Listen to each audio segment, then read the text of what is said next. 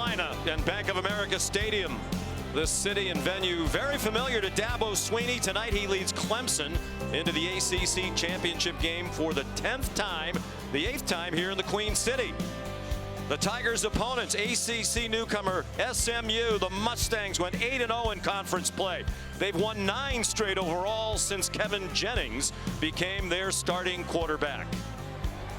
This is the ACC championship game presented by Geico.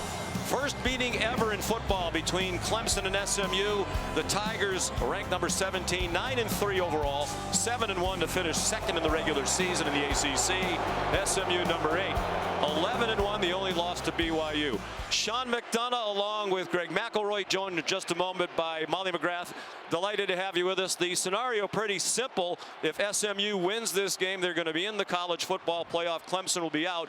If Clemson wins, they're in, obviously, and then SMU is going to have to sweat it out tomorrow with the selection show. I think personally SMU deserves to be in no matter what.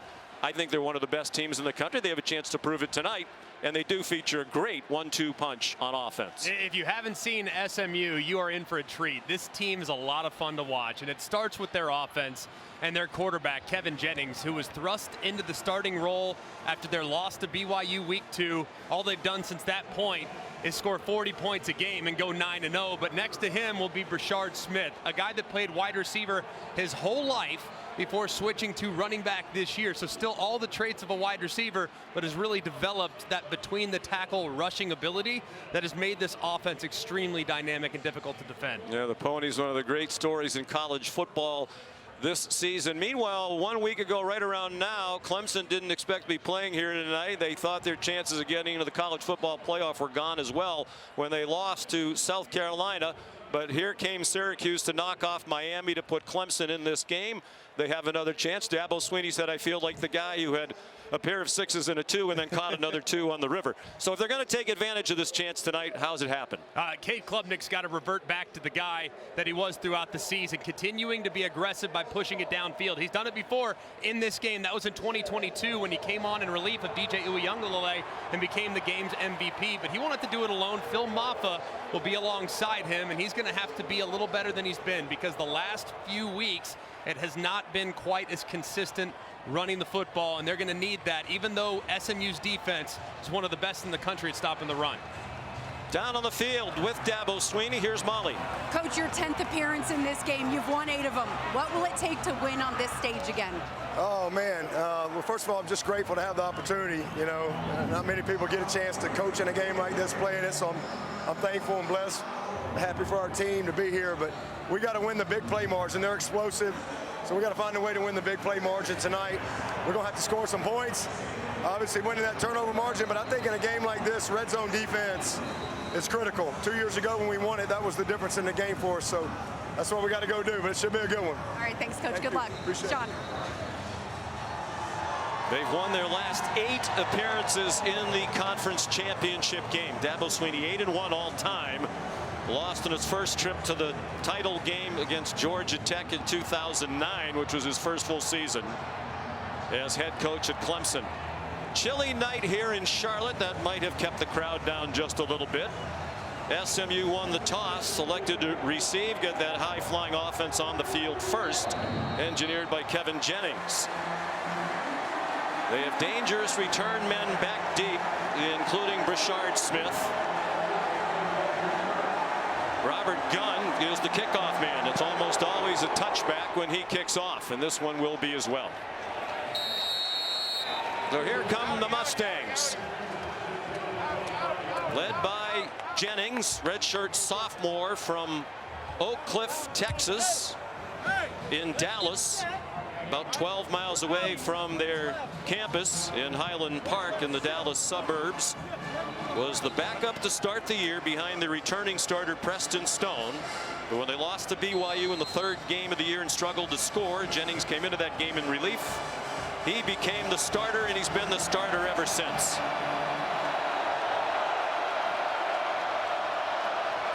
They have Roderick Daniels Jr. lining up in the backfield. It's a handoff to Brashard Smith, who lined up out wide And he has a quality gain on the first play from scrimmage of 13, knocked down by the freshman linebacker Sammy Brown. This SMU offense has a ton of speed, and they like to utilize tempo. They go very quickly.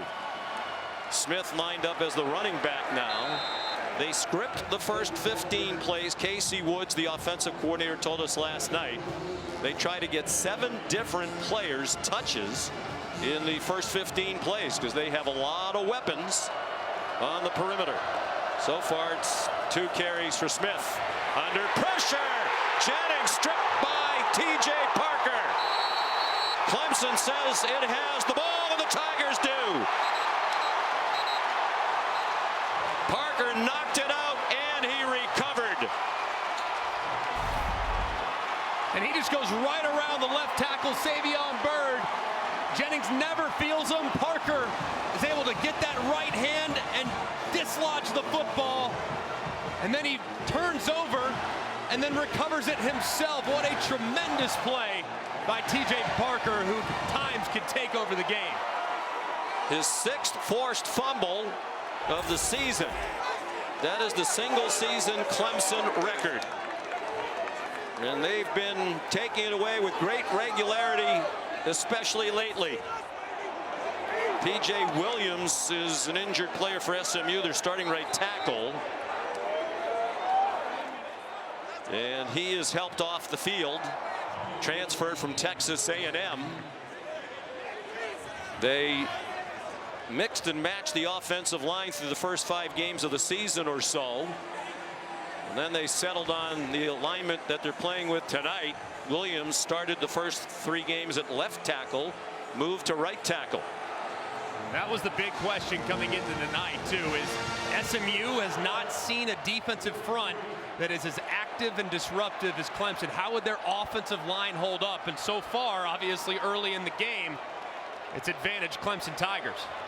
They take over at the 33 with Cade Klubnik, the quarterback, Phil Maffa fighting through a banged up shoulder, the running back. Plenty of time, and now Klubnik taken down. The ball's out again, and they're ruling him down by contact after a loss of 2. Elijah Roberts there to put a big hit on part of a very big and strong defensive front for SMU. And Elijah Roberts saw that all the way and was ripping for the football. That left knee down right there, and looks like Klubnik still has possession. Roberts is a defensive end, and he's 295 pounds. Looked like a design quarterback draw. Instead, it's a pass and a touchdown. Bryant Wesco, 35 yards.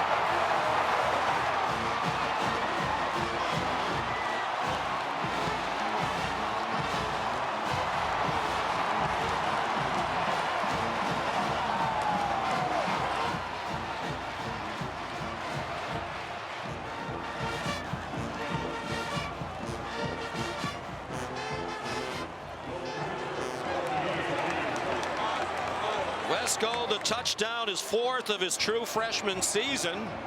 He grew up in the Dallas area, Midlothian, Texas. The extra point is good by Nolan Hooser. When we spoke to the defensive coordinator for SMU, Scott Simons, yesterday, he said, when I watched the tape, I wonder, why didn't we recruit number 12? And this is just a great job by Cade Klubnik. As soon as he takes off, look at all the defenders fly up. He's got a guy wide open, puts his hand up. Klubnik wisely decides to pull the ball back up and throw it downfield for the touchdown. Very fortunate that there were no offensive linemen downfield, because it looked like that was a designed run all the way, and then a bust defensively no question. led to the easy touchdown. When we spoke with Scott Simons yesterday, as Dabo congratulates Parker on the turnover, he said one of his biggest concerns in this game was the quarterback run, particularly quarterback draw, run by Cade Klubnik. And it started out looking like that's what it was going to be. Ends up as a broken play touchdown. Klubnik's 30th touchdown pass of the season. That's 4th most in the country. Gun again. And it is a touchback. First season for SMU in the ACC. What a year it's been. They won the American Athletic Conference last year beating Tulane in the championship game at Tulane. Officially joined the conference in July. Rhett Lashley's led them now to back-to-back 11-win seasons for the first time in school history. And as we said, 9-0 since Jennings became the starter. They're averaging 39 points per game, fourth in the country. Only Miami, Indiana, and Notre Dame better. Rashard Smith stopped for a 1-yard loss. Sammy Brown in on the tackle again, just named during the week as the Defensive Rookie of the Year for Clemson. Rhett Lashley, the head coach, calls the plays for SMU with help from his offensive staff. Pretty disastrous start so far for SMU. So Rhett Lashley hoping that his quarterback Kevin Jennings, who's described as cool and as poised as it gets, hoping they can calm down and settle in.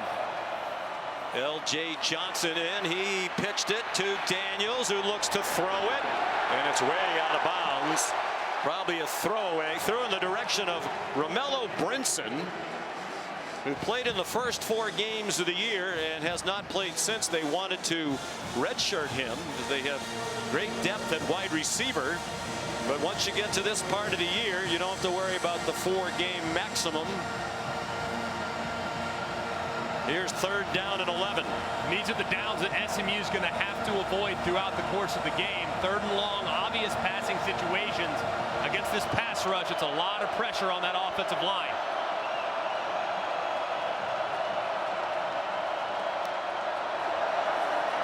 Just a 3-man rush. Jennings down the middle and broken up by Wade Woodaz.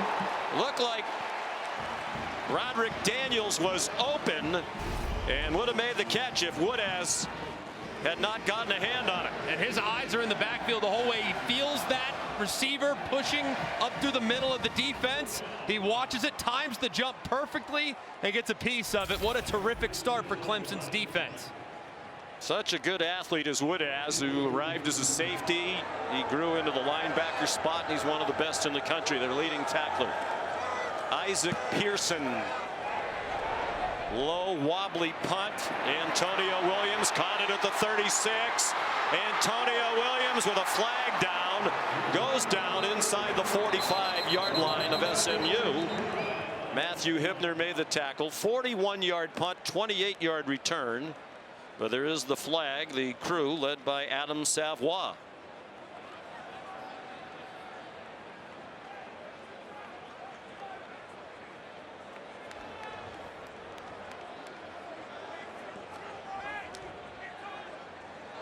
During the return, personal foul, unnecessary roughness, kicking team number 23. 15-yard penalty, automatic first down, timeout on the field. Called on Isaiah Wacobia, their standout defensive back. So great field position again for the Clemson Tigers when we come back.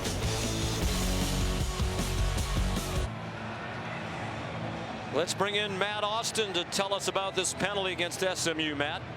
Yeah, down at the bottom right of the screen, you can see the offensive player's helmet came off. He can't put it back on and participate. It's a 15-yard penalty. The reason it is because the defense can't hit him if he does not have a helmet on. So it's 15 yards either way, whoever hits whom. So it's a good call. And it takes the ball down to the 28-yard line. And some trickery. The flip to Wesco. He can fly. Wesco dragged down from behind after an 11-yard run and a first down. Cale Sanders might have saved a touchdown for the Mustangs with that tackle. You can really sense the urgency now from Clemson. I mean, really a good starting football team. Their defense in particular, SMU's been one of the best, and Clemson jumping out like this, man, has SMU all sorts of scrambling. If you're wondering where the play clock is, they're having a problem with it. It's being kept on the field. Klubnik got it off just in the nick of time. First and goal down to the 5-yard line on the catch by T.J. Moore, another true freshman like Wesco. This one a 12-yard gain, and they'll go quickly to line up again. That was a terrific job by Cade Klubnik. Pressure right in his face, stood in there tall, and delivered an accurate strike for first and goal. Getting the play call from Garrett Riley, the offensive coordinator. He was once the OC at SMU. Maffa, the running back, on first and goal. nightmarish start for SMU, trying to minimize the damage. Mbappe stacked up at the line of scrimmage. Heading into the Pittsburgh game 3 games ago, he was averaging 109 yards per game. A lot of the coaches we talked to around the ACC said he's the best running back in the league. The shoulder problem, and lately the production just not there at all. And he's really, his best attribute at 230 pounds is running through contact. He hasn't had a lot of success with that as well, so really dropped off. Offensive line being a little bit up and down as well have contributed. Klubnik, quick throw down to the goal line. Touchdown, Jake Brenningstool.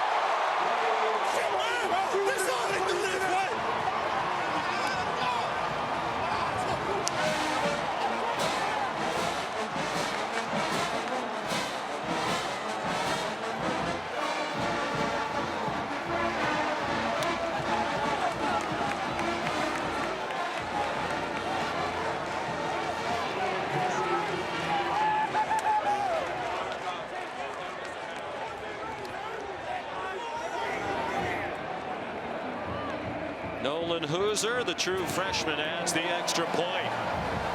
Just more than 4 minutes gone by. 14-0 Clemson, about a 2.5-point underdog in this matchup. And look how quickly Cade Klubnik's able to catch that ball and release it.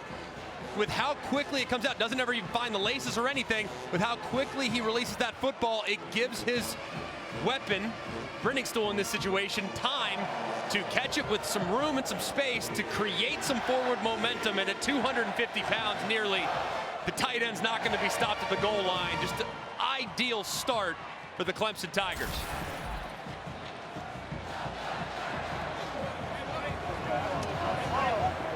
Brenningstool's 16th career touchdown catch, second all-time among Clemson tight ends, 2 behind Jordan Leggett. He's in the top 10 all-time in ACC history for touchdown receptions among tight ends. Started tonight, number 9.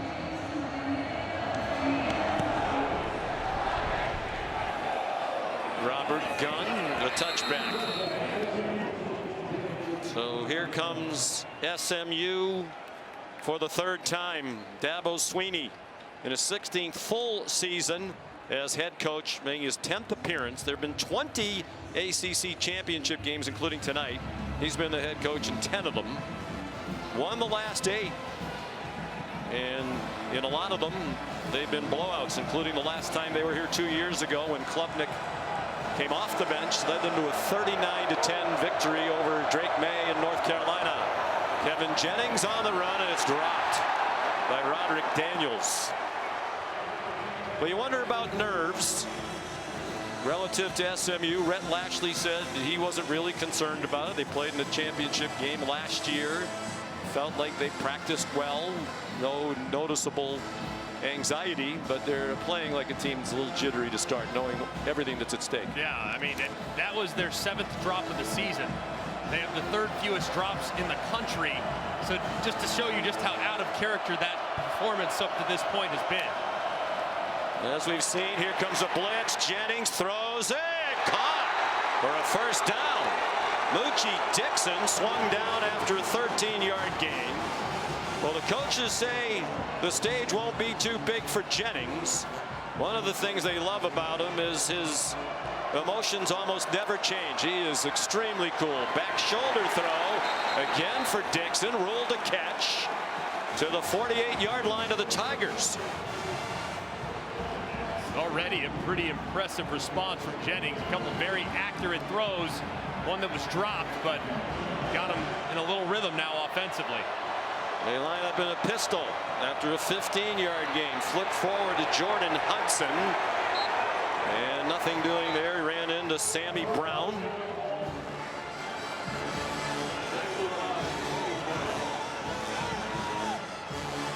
Sammy Brown is such a bright future.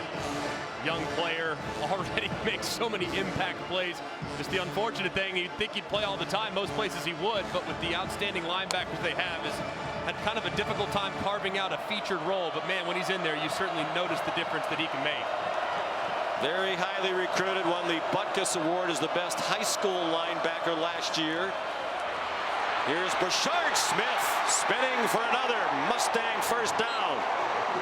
10-yard gain for Smith. First year at SMU, transfer from Miami. They have 9 former Miami Hurricanes on this SMU team. In a blur, they're back over the ball, and another ball that's not caught by Smith, who was exclusively a wide receiver at Miami. As a matter of fact, they weren't going to take him in the transfer portal because they had all of their wide receivers back from a year ago. But after talking to Brashard, the coaches talked amongst themselves. They asked him, would you be willing to be a running back? And it was a learning process. Brett Lashley told us in the spring, Brashard Smith didn't even know what the A-gap was. Not really part of the job description for a wide receiver, knowing the gaps up front, but man, he's been great.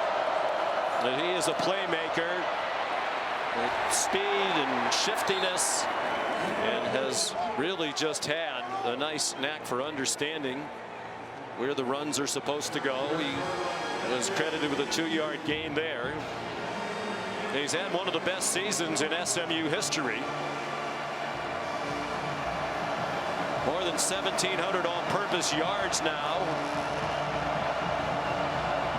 The most for a Mustang since a guy named Eric Dickerson had 1,677 back in 1982. 4-man rush. Jennings fires on target. And lunging for a first down is Romello Brinson, another Miami transfer, played in the first 4 games of the year, sat out to protect a red shirt, and has the catch. Good for 10. This has been a really nice response from SMU's offense. Everything in the blender those first couple possessions, but now you see how quickly Kevin Jennings is getting rid of the football. That's imperative. They know they have a disadvantage against Clemson's defensive line with their offensive line, so he's got to get rid of it quick and make sharp decisions for Rhett Lashley.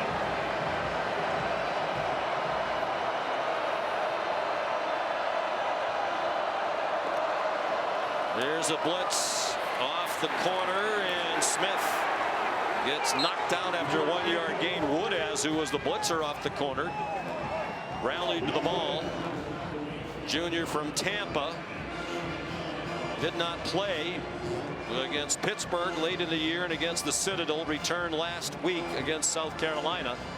Battled an ugly contusion on his leg. His entire leg was black and blue.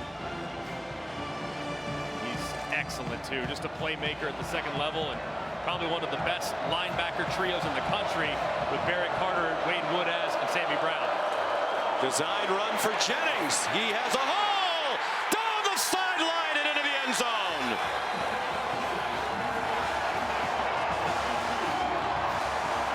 Kevin Jennings, a 24-yard touchdown run. And an impressive response by the Mustangs with everything going against them early. Just a thing of beauty on quarterback counter, but watch also number 8, the wide receiver Jordan Hudson, how he just cleans out R.J. Mickens. Didn't account for him initially, and then he hammers him, which allows Jennings to get to the edge, and the Mustangs are on the board. 5th rushing touchdown of the year for Jennings. Extra point good by Colin Rogers. And the Ponies go 75 yards in 11 plays, led by their poised redshirt sophomore quarterback Kevin Jennings. 14-7 Clemson.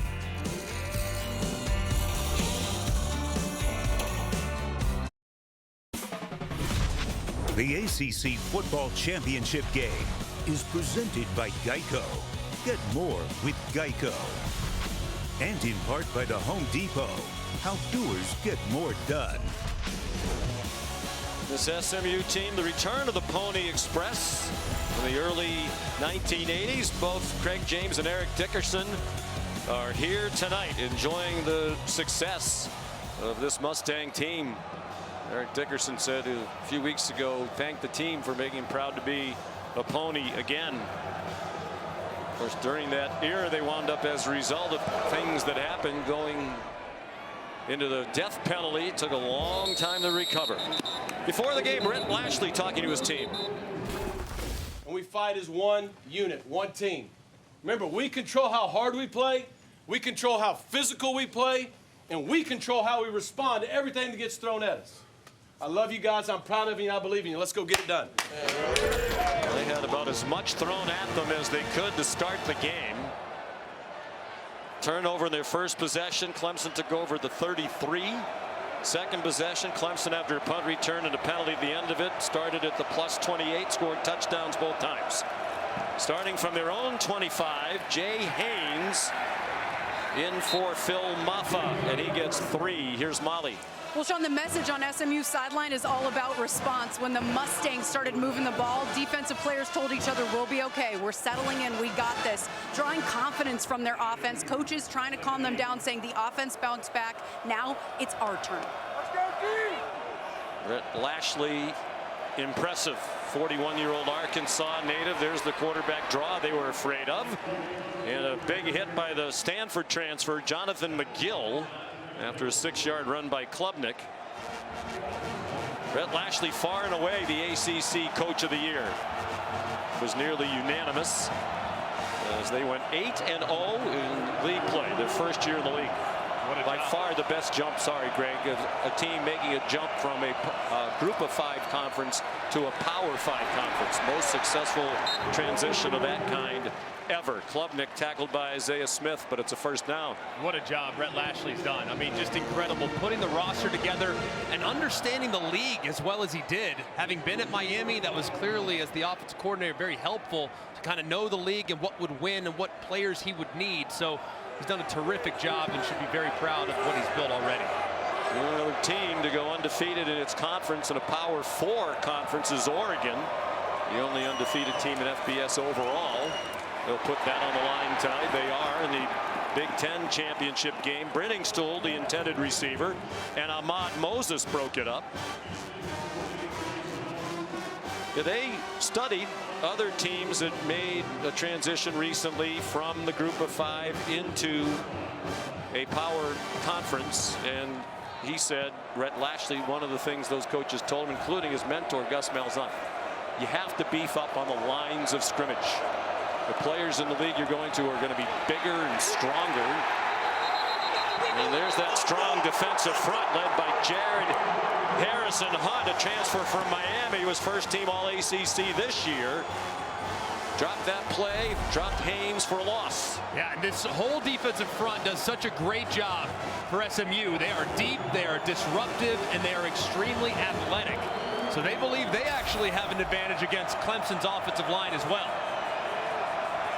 It's an enormous defensive front. Klubnik, they brought a blitz. He got hit as he throws, and it wobbles incomplete in the direction of Antonio Williams. Cameron Robertson, who's a backup defensive end, put the hit on Klubnik. There is a flag down. Roughing the passer. Defense number 15. 15-yard penalty. Automatic first down. And he crashes down inside and goes right through between the guard and the center. He hits Klubnik, and it's tough to see from that point. Does he land on Klubnik with all of his body weight? Does he slam him to the ground? And it does look like there he does land with all that body weight on top of the quarterback. And that's what resulted in the call that Brett Lashley is furious about. What they used to call football. Jay Haynes, the ball carrier. Brett Lashley still upset. I mean, my question for Matt Austin would be, yeah, he landed on him, but it also looked like he tried to take his left arm off him as he was taking him to the ground. Should that be considered, you know, as an attempt to not slam him into the ground? I like this call. I agree with Greg. He put all of his weight on there, and especially with the quarterback going down on the side, you're looking at a catastrophic shoulder injury possibly. So I like that call. All right, thank you. 2nd and 7 now. They're back across midfield for the 3rd time in as many possessions. Haynes, the ball carrier. And it looks like they might be moving on to Haynes from Maffa. He's a speedy redshirt freshman. They think he can be a home run hitter with his speed. Now they still want to make sure that Maffa has a piece, but Haynes is someone they plan on featuring in this run game. So Haynes will take some of the load, and then Cade Klubnik will also be very impactful with his legs as well. He might run it here on a third and short.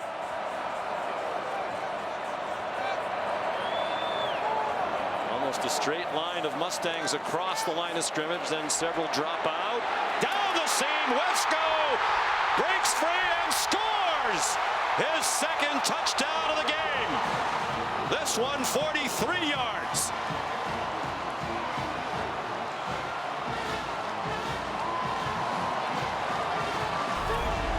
This is just a disguise, but they can't get deep enough, and Wesco's able to just split it right there. They're trying to show like they're going to blitz, and they can't get over the top of Wesco. It's a perfect throw by Cade Klubnik. You cannot throw that ball any better, and Wesco breaks a tackle, and he's off to the races. The disguise does not pay off there. Deuce Harmon had a chance to make the tackle and did not. If there's been a weakness of the SMU defense, it's been cornerback play, although their coaches say that's been better down the stretch. Wesco, his second touchdown. 21-7 Clemson. Klubnik has thrown 3 against Rhett Lashley's team.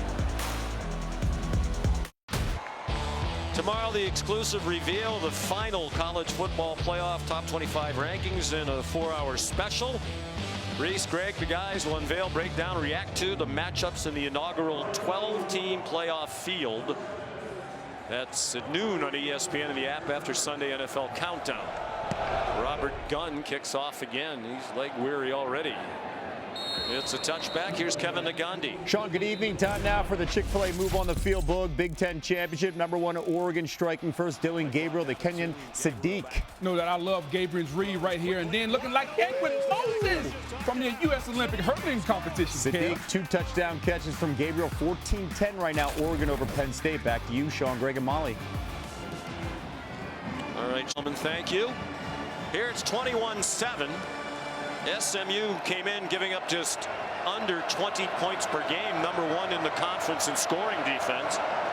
But the Tigers have 3 touchdowns already, still 3.5 to go in the first quarter. Jennings on the run, nice catch. First down for Daniels out to the 43-yard line. An 18-yard pickup for SMU. These first 12 minutes are any indicator. This might become a bit of a track meet, my friend. These offenses and quarterbacks are on fire. In a game between the 2 best scoring defenses in the ACC. Jennings throws on the run. Crowd was oohing and ahhing. There must have been a big hit somewhere. Perhaps they wanted a holding call against Savion Byrd, who was engaged with TJ Parker. Predominantly a pro-Clemson crowd here. It's about a 2.5-hour drive from their campus in South Carolina to here in Charlotte, which is on the border of South Carolina. They crowd the line of scrimmage, do the Tigers. Rashard Smith couldn't break free. Barrett Carter finished him off. First team all-conference at the linebacker spot in his final season as a Clemson Tiger. Big down here for this SMU offense. Defense so far has no answers for Clemson's attack, so got to make sure you can keep up. And 3rd and long, very difficult for Kevin Jennings against this pass rush. 2 receivers wide either side, and now they go empty with Rashard Smith in the right slot. Jennings a lot of time and now running out of it. They rushed 3 originally, then Woodaz joined the party, and Jennings threw an interception. Just trying to throw it away, and he threw it to Khalil Barnes.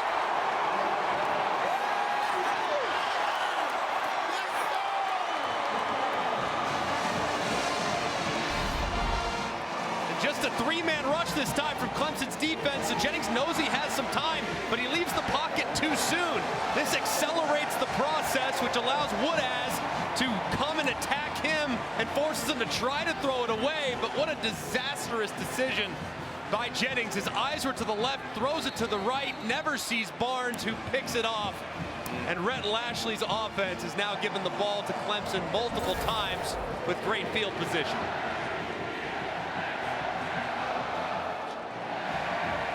There's a conversation about whether or not it was an incomplete pass. Did it hit the ground before Barnes, the sophomore, got his hands under it?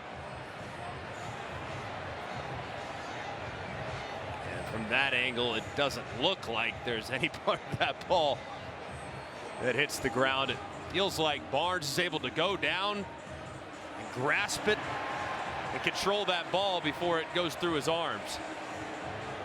If it stands, it'll be his 4th interception of the year.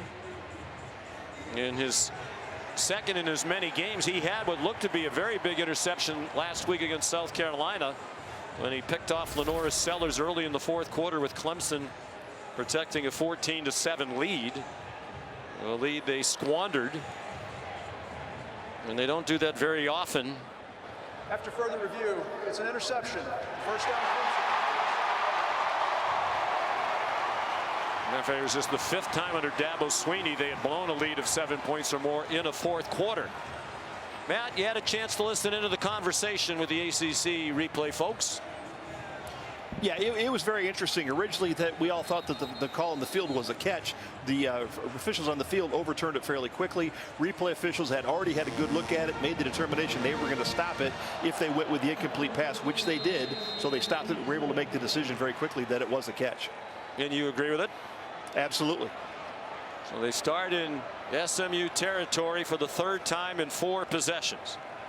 Cade Klubnik hit as he throws again, and it's broken up. Intended for Jake Brenningstool, and a diving breakup by Kobe Wilson. So far, they've really tried to make Brenningstool a big part of this plan so far. This SMU linebacker core a little bit undersized. It's a good play there by Kobe Wilson. He's giving up 6 inches to Brenningstool, so you would anticipate Brenningstool getting more looks throughout the game. They give it to Jay Haynes, and he's down near the 40. Cade Klubnik, 3 touchdown passes already. He is the first quarterback ever to throw 3 touchdown passes in a single quarter, in any quarter of an ACC championship game. And this is the 20th edition. Taking up right where he left off in the stadium 2 years ago when he came off the bench in relief of DJ Uiagalelei for the 3rd drive of the game against North Carolina and led them to victory over the Tar Heels. And he has been the starter ever since. Haynes remains the running back. There's Brenningstool right on cue from Greg McElroy to the 32 and a first down. 8-yard gain.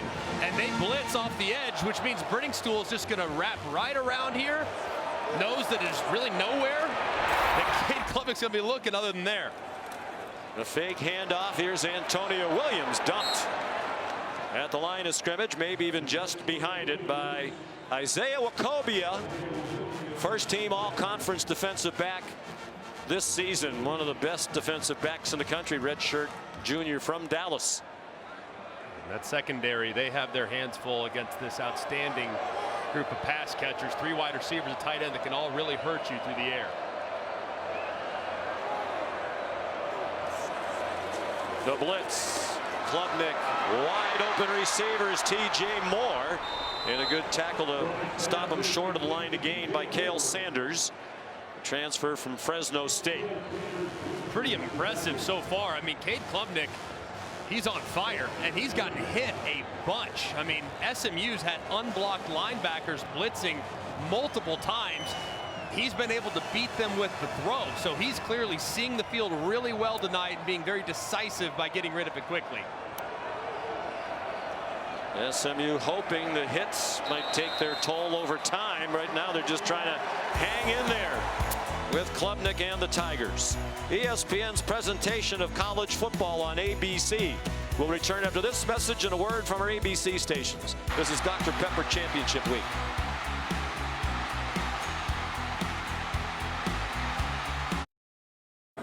Coach, all the momentum in your favor. How do you convert on 3rd down here? Well, we gotta just execute. That's it. We've been executing really well. These first 3 drives, defense got 2 big turnovers, gave up 1 big play, and right now we're winning the big play margin. That's going to be and the turnover margin. So, long way to go. This is a very explosive team. And we just got to find a way right here to get these 3 yards. We're in scoring position, so no negative plays. See if we can go get another one. Thank you, Coach. Okay. They are in field goal range. They're playing without Phil Maffa, their top running back. Back shoulder throw went through the hands of T.J. Moore. Deuce Harmon had the coverage. It's the first time Clemson has not converted on 3rd down. They're 3 out of 4 now, and all 4 of them have been 3 yards or fewer. And it was a nice throw, too, by Klubnik. He put it right on the back shoulder, and that's one that Moore should probably reel in. Here's Nolan Hooser, the true freshman. They've had problems with blocked field goals. He's had 5 of them blocked, with pressure mostly from the left side of their protection unit. And there was plenty of pressure there, and it's wide right. So the protection issues continue. The field goal kicking woes continue as well. And there's pressure off the left-hand side again, and I have to wonder if Hooser could kind of feel that, because he kind of pushed it out to the right. That thing never really had a chance, and really it was horribly protected by Clemson's field goal unit. Both Deuce Harmon and Ahmad Moses had significant penetration. So a stop for SMU, one they desperately needed. Jennings has turned it over twice already. And he's been down this road before. He hands it off to Brashard Smith, trying to bounce outside, and does. Davion Terrell knocks him out of bounds, but it's a 12-yard run and a 1st down for the Mustangs. Jennings had a 5-turnover game against Duke at midseason. They committed 6 turnovers as a team, lost the turnover margin 6-0, and won the game. Roderick Daniels, tough run after the catch, and he fought his way to the 43-yard line. 20-yard gain. You referenced that -6 turnover margin game. First team in college football in 14 years to do that. -6 and still win. Yep. And before that, it's Jordan Hudson running out of bounds. Teams in this century that were -6 or worse in turnover margin in the FBS were 1 and 124. The only win was the one you referenced. Marshall was -6 and beat Memphis back in 2011. Rashard Smith carries. And the point is, as the coach has said, doesn't faze Kevin Jennings. He just continues to bounce back and play. They blocked a late field goal at the end of regulation to force overtime against a very good Duke team that finished 9-3. Trey Williams, backup defensive lineman, is the injured player. I think that's the next layer too. You referenced it was -6 against Duke, who's a 9-3 football team. Yeah, and the narrative is, oh, the ACC isn't that good. And I think that's very unfair to teams like Duke and Louisville. We saw how good Georgia Tech was, the game they probably should have won on Thanksgiving weekend against Georgia. There's the note that we were just mentioning. And that was at mid-season. That was the 5th of their now 9 straight wins. 1st and 10. The Mustangs on the move. Jennings is 7 out of 12 for 84 and the bad interception. He's lost a fumble. He's been sacked once. This play in trouble, and Daniels dropped for a loss by T.J. Parker. One of the best defensive ends in the country for a 5-yard loss. And he sees it the whole way. He sees the motion initiate. He stays wide and drops him for a big loss. Great play by Parker. Just a sophomore from Phoenix City, Alabama. 10 sacks. First Tiger with double figures in sacks since Cleveland Farrell at 11.5 back in 2018. Design rollout, pump fake. Jennings ran away from Cade Denhoff but couldn't stay in bounds after he had some room. went out back at the 39. A 1-yard loss. They do have a field goal kicker with a huge leg. Colin Rogers has made 7 field goals of 50+. They just know that they can make it from this distance, but if you're Kevin Jennings, quick reminder from his coordinator, Rhett Lash, you cannot take a sack here. You have to get positive yardage because a sack knocks us out of field goal range.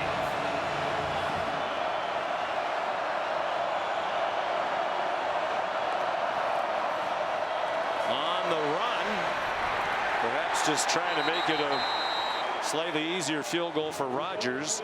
There's a flag thrown very late from the official deep down the field on the far sideline. Sammy Brown made the tackle.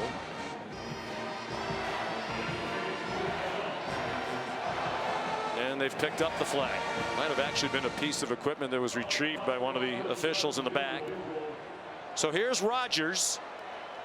7 50-yard plus field goals. The record is 8 by the great Fuad Revez for Tennessee way back in 1982. That one is just short from 53 yards. Really no breeze to speak of. It is a bit of a chilly night, and apparently Rogers didn't get quite all of that one. Yeah, good snap, good hold, ball, a little over rotated, so might have caught it just a touch low, and as a result, it comes up short. Look at you going all Joe Tessitore on me, special teams analyst. It's V-Week on ESPN as we continue Jim Valvano's fight against cancer. And we hope you'll donate during V-Week. Here's Antonio Williams trying to turn the corner, and he could not. Terrific wide receiver, injury-free this year, and he's had 66 catches, far and away their team lead. Turned first-team all-conference honors. A little bit quiet so far for him, but it's only a matter of time, and he's electric in the slot. Lashley upset about something, not sure what he's mad about, but yelling at the officials. Was definitely upset about that very important roughing the passer call. Phil Moffa's back in the game, blocking for Klubnik, who fumbled the football. And the Tigers believe they got it back. Ahmad Moses there to help knock it out. And it was recovered by Jake Brenningstole. So no action yet at club takeaway, as the SMU defense calls it when they get a turnover. Just a perfect hit by Moses. I mean, shoulder right into the football. Well, lucky enough for Klubnik, his big physical tight end's there to jump on it. Well, Clemson has been even or better in the turnover margin in each of their last 11 games, and they're +2 already tonight. 4-man rush. Klubnik steps up close to the line and throws it away just as he got to the line. Pursued by Ahmad Walker, talented senior linebacker, transfer from Liberty. Both Walker and Wilson, both linebackers for SMU, really tall task tonight. Not only do they have to deal with the 6'6" Brenningstole, but you talk to the SMU coach, they're very concerned about Cade Klubnik's legs, and the linebackers are the ones that will have to neutralize that. Jay Haynes in space into Mustang territory with a 3-yard gain to the 47. Tackled by the other linebacker, one of the team captains, Kobe Wilson. Transfer from Temple, playing in his 56th college game. He's their leading tackler for the year. 3rd down and 7. The first 3rd down longer than 3 yards in the game.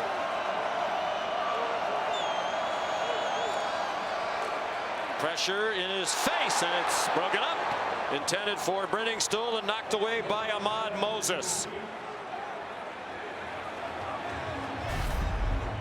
And a blitz up front. You'll see a lot of movement up front from SMU, which forces the ball out of Klubnik's hands quickly. Moses knows that that ball's coming out, so he's squatting on it. He's not worried about getting beat deep. He makes a break on it, nearly had a big interception. There's the first punt of the night for Aiden Swanson, sixth-year Clemson punter. With Roderick Daniels Jr. back deep.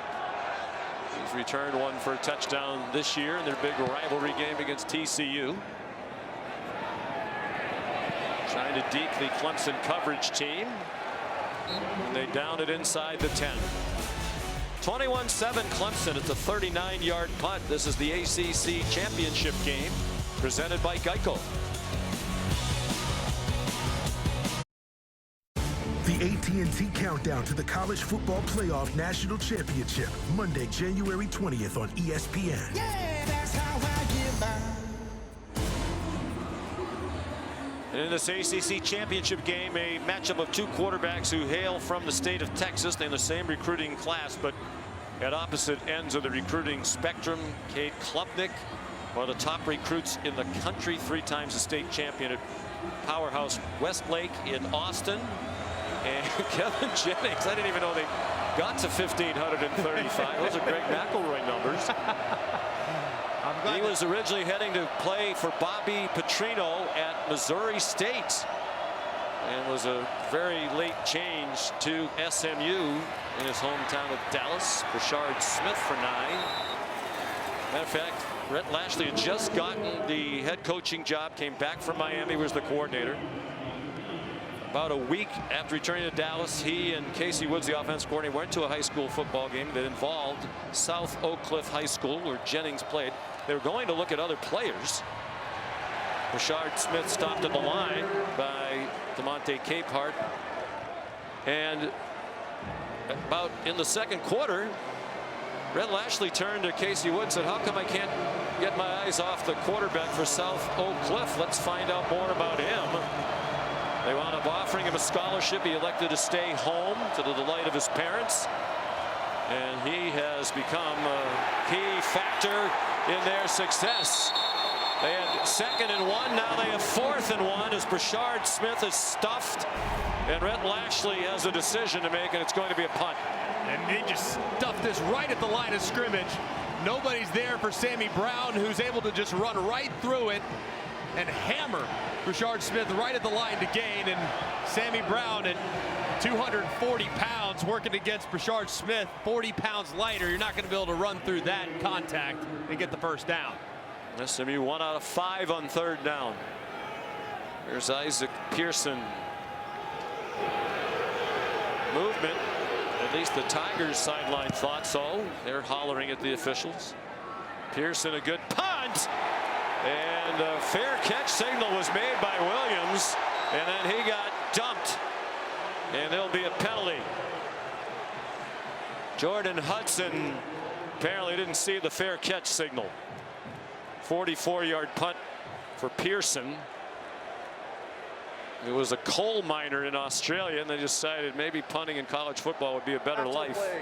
Personal foul, unnecessary roughness, kicking team number 8, 15-yard penalty, first out. Just a massive mistake again by SMU. Clear and obvious fair catch signal right there, but obviously Hudson never saw it, and this is now the 3rd 15-yard penalty that SMU has given Clemson twice on a change of possession, which gives Clemson great field position in plus territory. Just can't make mistakes like that if you're Rhett Lashley's team. There have been only 3 assessed penalties in the game, all against SMU, and as you said, all of them 15-yarders. They're coming off an easy win against Cal, 38-6, but in that game, their last regular season game, they committed 17 penalties, tying the school record. Klubnik on the run. 3-yard gain taken down by Alexander Kilgore. Looked like Clemson was going for the jugular there, tried to hit Turner on a go ball deep downfield, but it was well defended, and Klubnik decides to take off. Garrett Riley trying to get aggressive with the great field position. Riley spent 2 years with Sonny Dykes as offense coordinator at SMU, then went with Sonny to TCU. Phil Maffa Limited action so far. That's just his third carry. He got within 2 of the first down. 5-yard pickup for Maffa, his last season at Clemson. Graduate student on his way to the NFL. Probably 2 downs to get it here for Maffa in this Clemson offense. Here at inside the 40-yard line. It is Maffa with a hole, and he has a first down, dragged down by Elijah Roberts. It's a gain of 4 for Maffa. And a really good job by the right side of the offensive line. Watch number 64, Walker Parks. He has to go a long way to block Elijah Roberts, and he's the point man. He makes that block. Maffa runs off him. They convert. Here's Wesco already with the first multiple touchdown game of his freshman season. Kobe Wilson tackled him. 7 on that play for Clemson. Been a frustrating year for Dabo Swinney. They're 9-3. Feels like it should be better. He said we just need to get out of our own way. We haven't really put a complete game together, and a lot of times it's self-inflicted mistakes. So far they've avoided those for the most part. Errant throw there from Maffa.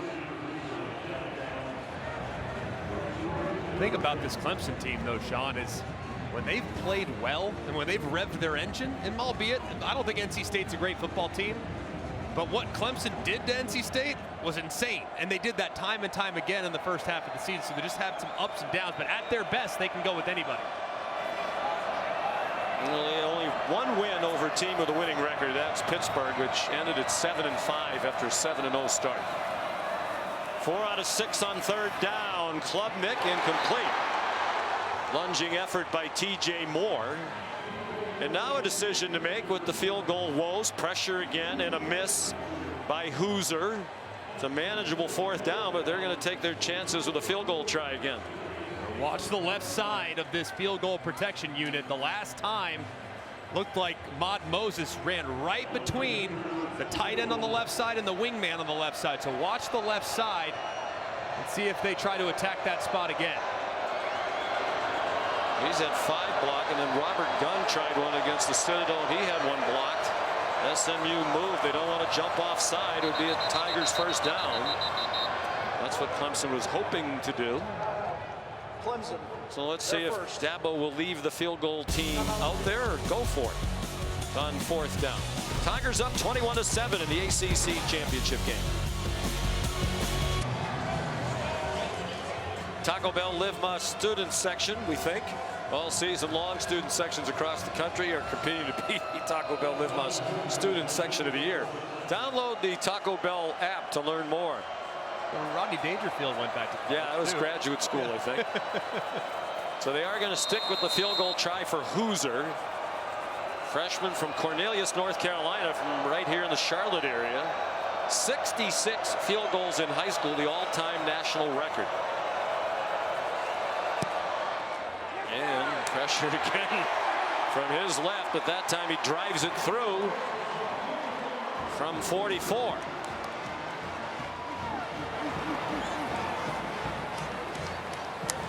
So it's 24-7 for Dabo Swinney here in the 2nd quarter.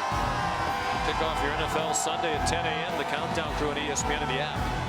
They'll have the early breaking stories, injury updates, previews of each game right up to kickoff. And then cap week 14 with Monday Night Football on ABC, ESPN, ESPN Deportes, and ESPN Plus. It's everywhere. Cincinnati and Dallas. Special Simpsons broadcast. Who doesn't love the Simpsons? Streaming on Disney Plus and ESPN Plus, called the Simpsons Fun Day Football. Game transformed real-time and animated into the iconic world of the Simpsons. I know who'll be watching that. My brother Ryan. No bigger Simpsons fan. He might have grown out of that now. Really? I think the McElroys will have the Simpson broadcast on as well with 3 kids under 5. Robert Gunn, another touchback. So far, Clemson's defense has been really disciplined. They've done a great job. They've only rushed 3 here, but look at the linebackers. Look how quickly they close, and look at the coverage downfield. It's excellent. They're just draped all over these wide receivers. There's nowhere for Kevin Jennings to go. And then they try to go a little misdirection, fake it out to the left. Doesn't fool Denhoff whatsoever. He stays at home, but look at the coverage downfield. There's nowhere for Jennings to go. They've been very disciplined so far in the first quarter and change of this ball game, not allowing the scramble plays that allow SMU to thrive. Out of the pistol, Rashard Smith finds some room. And he gets dragged down across the 45 by Khalil Barnes. 21 yards for Smith. I mean, that guy did not play wide receiver. That is a running back right there. Incredible. That was an unbelievable cut. Great vision. Jennings, and incomplete. Jaden Lucas had very tight coverage on Moochie Dixon. The largest deficit SMU has faced all season. They were down by 11 in the season opener against Nevada and rallied to win 29-24. The good news if you're SMU, though, Sean, is that they have that tempo. That's who they are. That's their identity. They can score points quickly, but they got to quit making the mistakes. Penalties and turnovers are killing it.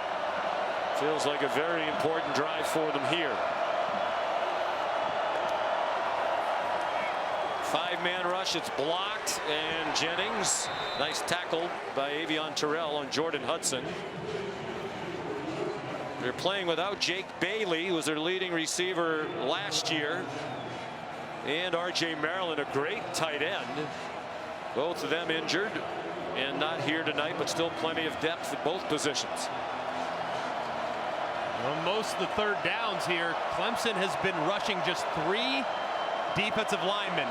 This time, does Wes Goodwin, the defensive coordinator, decide to bring pressure? Is this the time he blitzes? That's what I would do, maybe catch SMU off guard.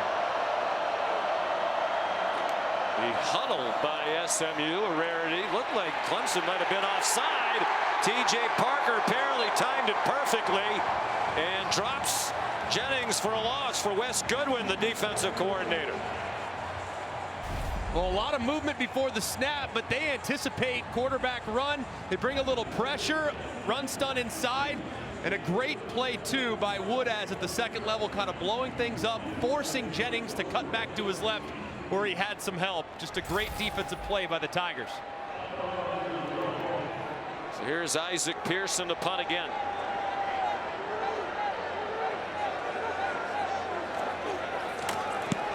Antonio Williams back for it. Takes a great bounce for SMU and goes out of bounds near the 6.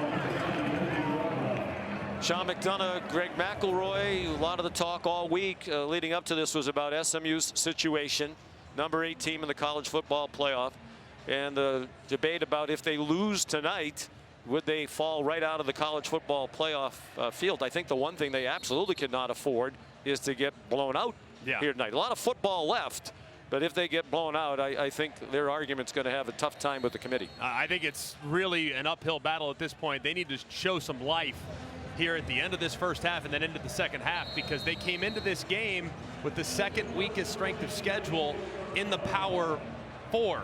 But when you look at what Rhett Lashlee's team's accomplished, they've played great throughout the season. So a tremendous argument to be had on their behalf. But man, if they get blown out against the best team they play, it's not a good look.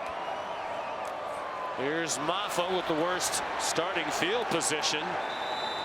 He wasn't worried about protecting his shoulder there as he ran over Kobe Wilson. Molly? Well, Sean, Clemson quarterback Cade Klubnik's left hand has been taped. Athletic training staff keep trying to tend to it and check on him, and he keeps waving them off, but he was opening and closing it, testing the mobility of his hand. So that's something to keep an eye on for the rest of this game, guys. You have to wonder, maybe it was on that hit that he fumbled on. He took a big hit, taken a few hits tonight. So keep an eye on that hand and make sure it doesn't have an impact on the ball handling for him when he's handing it off, or quick catch and throw. 2nd and 2, Maffa. Excellent penetration by SMU, and out of bounds goes Maffa. Brandon Crossley there. That's a huge play, because if Clemson converts on this possession here, this first set of downs, they're thinking about running out the clock here to end the half, but now it's SMU perhaps with a chance to get the ball back with excellent field position. Huge third down here, 3rd down and 6. And you would think some teams would probably be thinking maybe you burn a timeout here on a 3rd and improbable, but with how Clemson's played on 3rd down, 4 for 7 tonight, I don't think it's wise to call timeout before the 2 minutes. So save that for the offense when they get back on the field if you can stop them here. So often now those decisions are analytics driven. Right. So 2 minutes to go, first half. Wesco 2 touchdowns. Brenningstool had 1. 3 touchdown passes thrown by Klubnik. 24-7 Clemson.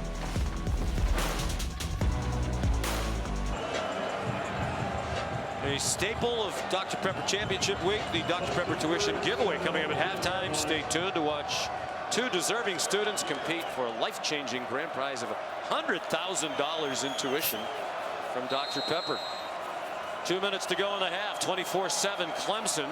Big 3rd down and 6. SMU needs a stop. Down the seam. It's just a bit too long for Bryant Wesco. That might have been a touchdown with his speed. Man, so close to being a touchdown.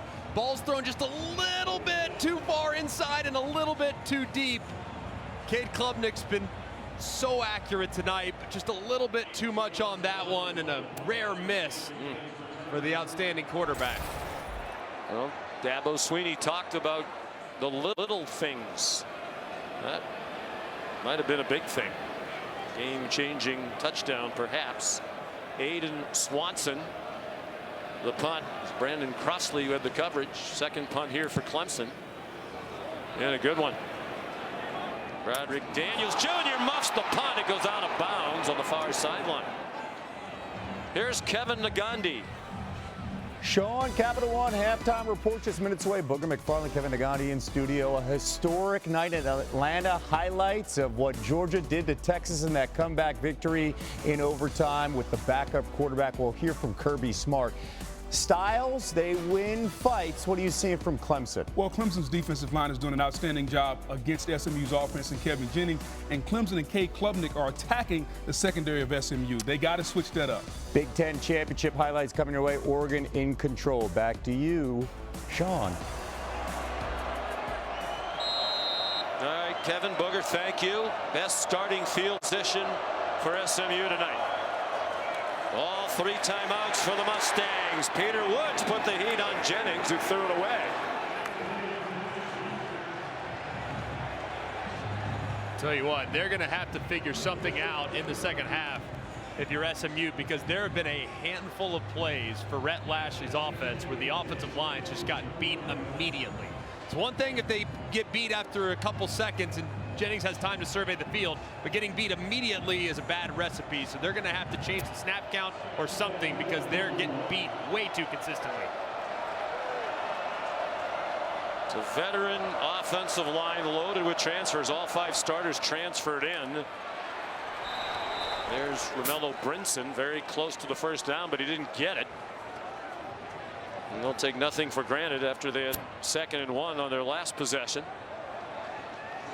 3rd down and about a foot.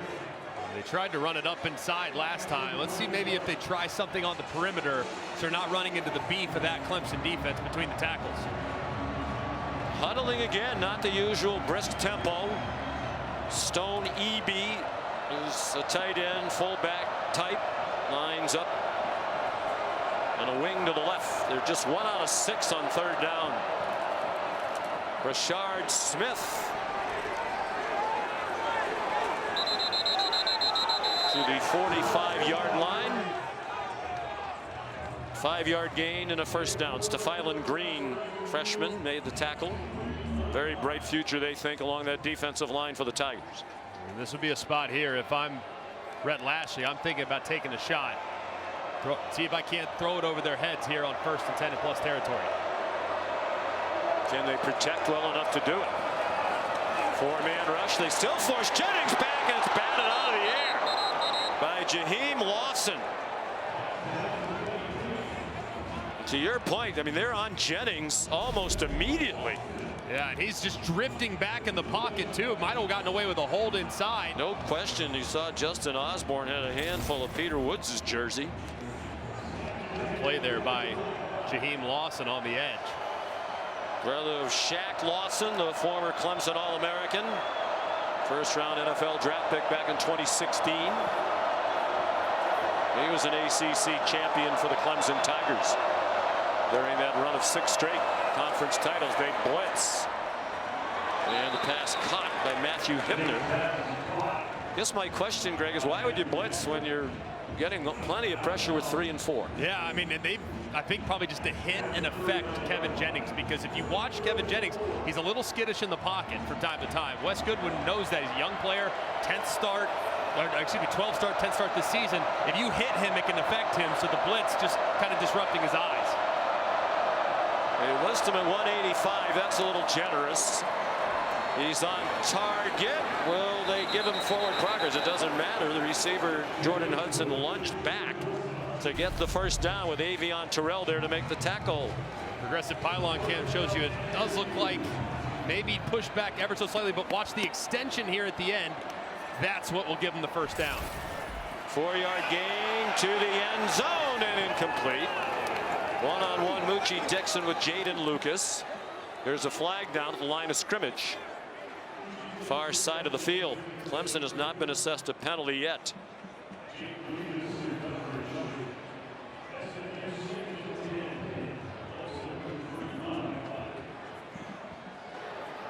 An eligible player downfield. Offense, number 13, was covered up and went downfield. 5-yard penalty. First down. Roderick Daniels, senior from Duncanville, Texas. Yeah, he needs to get off the line of scrimmage. As you can see, Hibner, tight end to the outside. He was covering him up. 2 guys on the line of scrimmage. He needs to back up to make himself eligible. So it's 1st and 15. Clock stop, 55 seconds to go in the half. And all 3 timeouts for SMU. Based on the previous field goal attempt, probably not in field goal range. It'd be close for Rodgers. Design run for Jennings didn't fool anybody. Barrett Carter drops it for a 1-yard loss. And Rhett Lashley will use his first timeout. 30 seconds. Please reset the game clock to 50 seconds.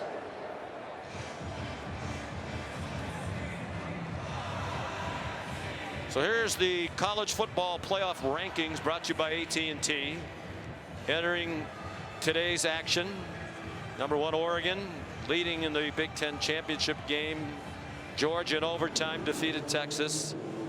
And of course the big debate, the committee has said basically, the teams that aren't playing from Alabama down, they're not going to be reevaluated. They're not doing anything to change their resume.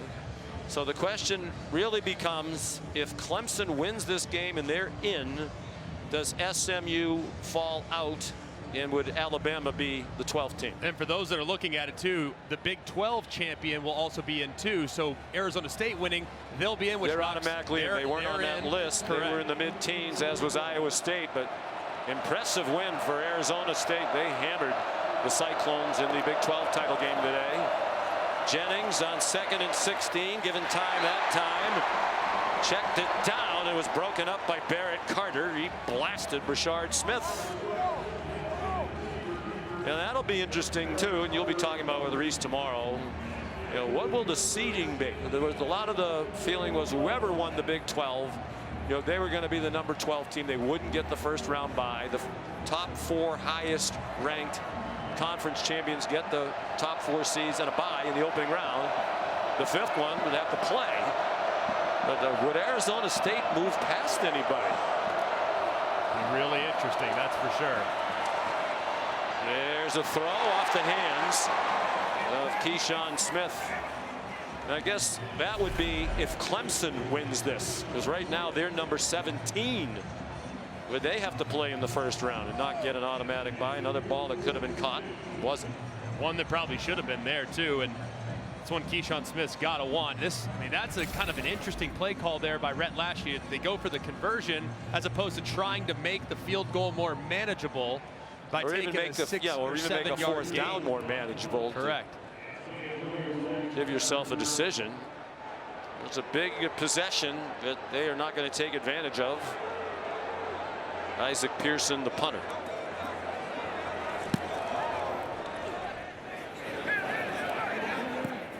Tony Williams just got away from it.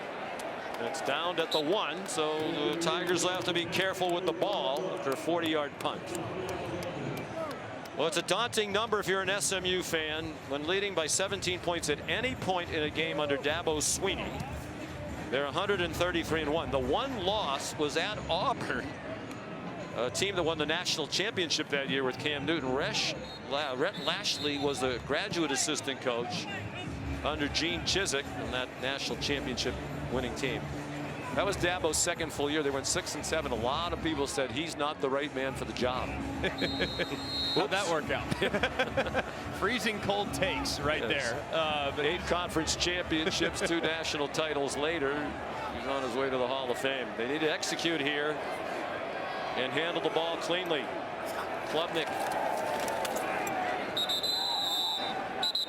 back to the line of scrimmage. SMU will use another timeout. Might as well make them snap it again. Hope you can force a turnover.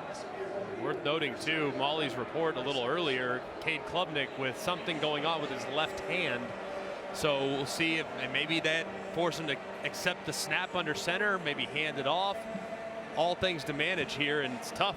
They're back there backed up inside the 1.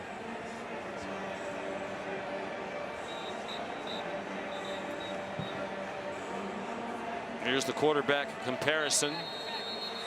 3 touchdown passes. The single game record, of course they only play 1 game in the ACC championship. The ACC championship game record for touchdown passes is 4. And that was by Trevor Lawrence of Clemson 2019 in a win against Virginia. So Klubnik will have another half to tie that record or perhaps even surpass it. He's cooled off a little bit. I mean, he started 8 for 10. As you can see that bandage on his left hand. And that left hand will be the receiving hand. The right hand's on top, the left hand's underneath. Shouldn't have much of an effect, but maybe it will. We'll see. Klubnik started 8 out of 10. He's 3 for 9 here in the second quarter. He gets a little breathing room out to the 3. SMU has another timeout, and Rhett Lashley will use it.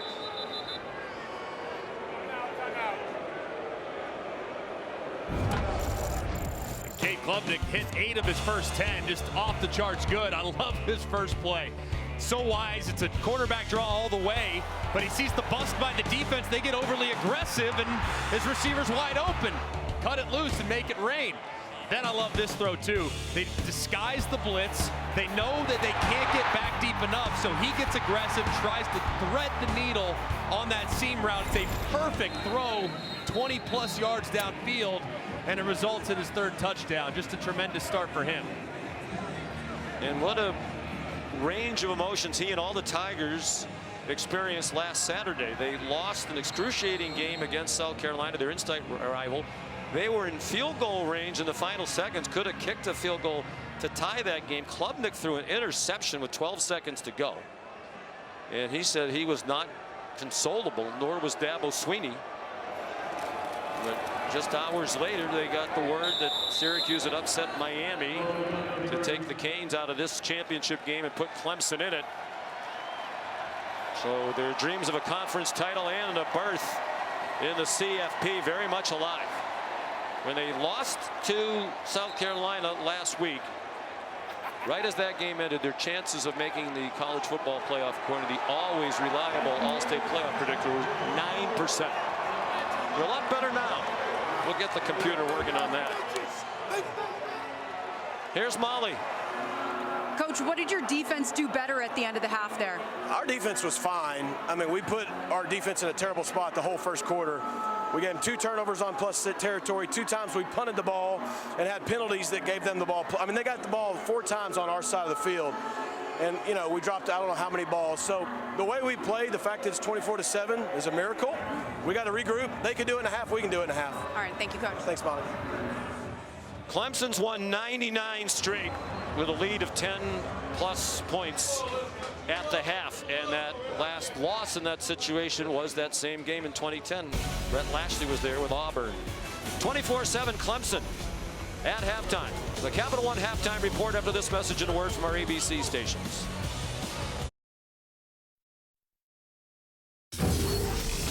You're watching Dr. Pepper Championship Week. This is the ACC championship game from Charlotte, presented by Geico.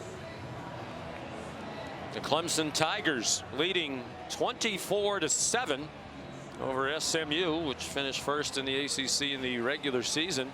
The perfect 8-0 record in conference play in their first year in this conference. Unfamiliar territory for the Ponies. Coming into tonight, in the first half this year, they were plus 169 in the first half. They got ahead of people and stayed ahead. Only Texas, Indiana, and Tennessee better, and all three of those teams likely to be in the college football playoff. The question now is, will SMU be? And they have a lot of work to do. If they're going to get back in this game, take care of the first order of business, how does it happen? Well, first thing, they have to stop with the self-inflicted mistakes. I mean, they've turned it over twice, and they've had 3 15-yard penalties that gave Clemson great field position. That's number one. Number two, they got to be better in protection. They have really struggled so far against this defensive line of the Clemson Tigers. TJ Parker has had a bunch of pressures. They've really had issues keeping those defenders in front of them. And then 3, they got to stop with the big plays given up defensively, because the secondary is struggling right now against these wide receivers. So that coverage needs to be tighter, and the tackling in the back end needs to be better as well. It'll be Clemson ball to begin this second half. Already leading by 17. Colin Rogers will kick off. Jay Haynes back deep for Clemson. Kevin Jennings and the Mustangs trailed only once all year at the half. That was in the opener against Nevada. He was not the starting quarterback in that game. Preston Stone was. They rallied to win. It's returnable, and Jay Haynes is going to try it. And he stopped short of the 20, down to the 17. Here's Molly McGrath. Well, Sean, Clemson head coach Dabo Swinney told me that was the best half of football that the Tigers have played all year. He said, we played complementary football. We won the turnover margin. We won the big plays, and we got great pressure up front. But he really challenged his team in the locker room and said, we haven't played complementary football for all 4 quarters yet this season. This is the time to do it. This is the postseason. He wants them to not let up and remain dominant for the rest of this game, guys. Jay Haynes injured on the kickoff return. This is potentially significant too. Takes a big hit on that left knee, and you hate seeing that, as McGill delivered the blow, and he's seen an increase in role with the injury to Phil Maffa, so potentially a big injury here for the Tigers. Redshirt freshman from Roanoke, Alabama. Timeout just underway, second half. It did not look good for Jay Haynes. They helped him off, and then when he got close to the medical tent, he tried to put weight on his left leg, and his left knee kept buckling. So Phil Maffa, playing through the shoulder injury and ineffective again so far tonight, is thrust back into the primary role at running back. He has 5 carries for just 14 yards. Cade Klubnik looked toward Maffa, instead fired for Cole Turner, who dropped the ball. First time they've targeted Turner tonight. He was the co-star here 2 years ago in the ACC championship win over North Carolina alongside Cade Klubnik. In a 100-yard receiving game, just his second game of the season. And one of the fastest guys on the team too, so they try to get him going at some point if they want to make a deep playoff run, assuming they continue to hold on here.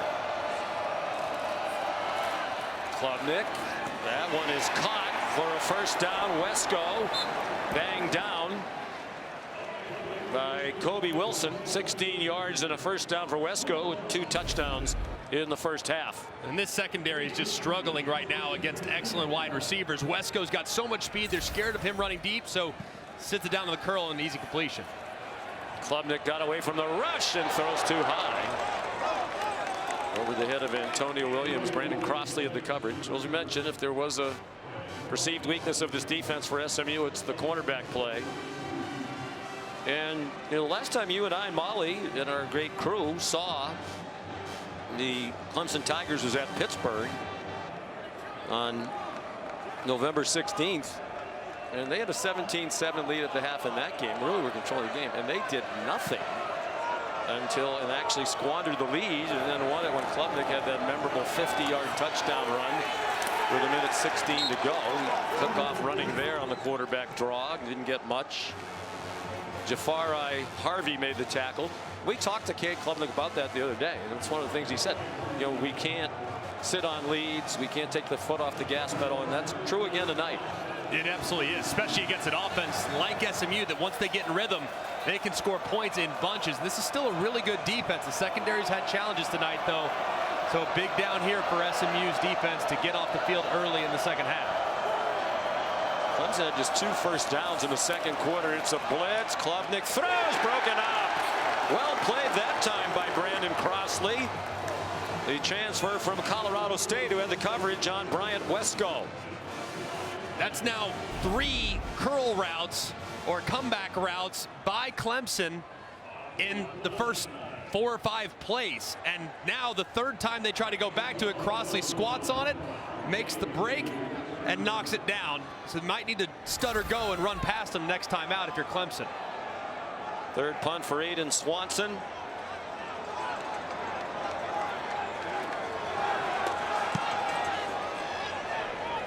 Short. And now it starts rolling back, so it'll be down by Ronan Hannafin. The 26-yard line, 41-yard punt. First half was really a lot of mistakes by the SMU offense. Started early with a fumble forced by TJ Parker, and then Jennings throws it away and right in the waiting arms of Barnes, and then a missed field goal that came up just a little bit short. What we didn't show you were 3 15-yard penalties as well that gave great field position, so a lot of mistakes. Haynes getting on the cart. Looks like he's finished for the night. Here's Jennings. Scrambled away and got a yard, shoved out by R.J. Mickens. It was a question mark during the week. Mickens got injured late in the game against South Carolina last week. Actually got injured on the turned out to be the winning touchdown run with just more than a minute to go by Lenora Sellers. Jennings winds up and fires, and a nice catch for a first down. Hands catch by Romello Brinson with Avion Terrell in coverage. 12-yard gain.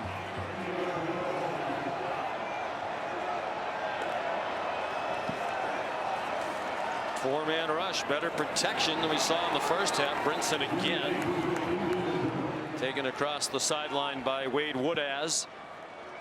That's going to be really important here in the second half, as that protection needs to be better, more sound, and Jennings can help his offensive line out a lot by getting rid of the ball a little quicker than he did in the first half.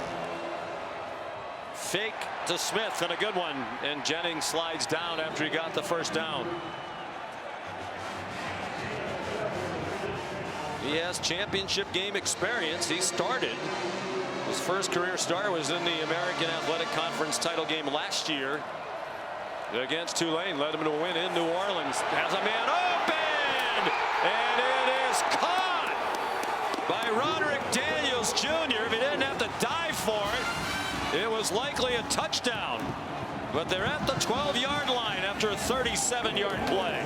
Wow, what a catch by Daniels. Unbelievable play. They go quickly after the big play. Brashard Smith weaves his way for 3. Peyton Page made the play, playing his 52nd game in the middle of that defensive line for Clemson. What a catch. Let's go back. I mean, just unbelievable to snag it. That ball's out in front. He lays out, brings it in, and secures it with his right hand. Just an incredible effort and play. 4 catches. He's a guy they can play all over the place, all the wide receiver positions, and he has 43 carries for the year entering tonight. Kevin Jennings and the SMU Mustangs trying to get back in the game. He has his receiver open after the fake touchdown. Great call and beautifully executed. Brashard Smith has the touchdown for SMU.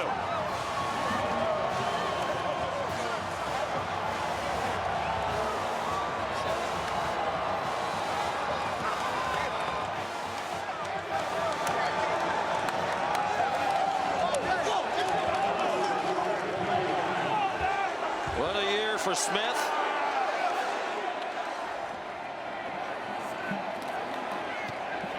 Extra point up and good. His 4th receiving touchdown to go with his 14 rushing touchdowns. And watch Barrett Carter's eyes and how they're just quickly affected by Kevin Jennings. He fakes like he's going to step up, quarterback run, even gives him a little bit of a fake to the flat, and then his running back, Rashard Smith, goes right around him. He's wide open in the back of the end zone. That was just a really neat design by Rhett Lashley, and a great play by his quarterback, Kevin Jennings. What a way to start the second half for SMU.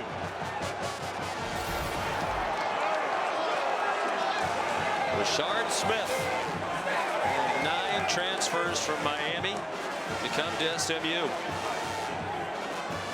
And what a tremendous addition he has been. And meanwhile, the plot thickens now for Clemson. Phil Maffa clearly still not himself. Their lead running back, Jay Haynes, injured. Doesn't look like he's going to come back.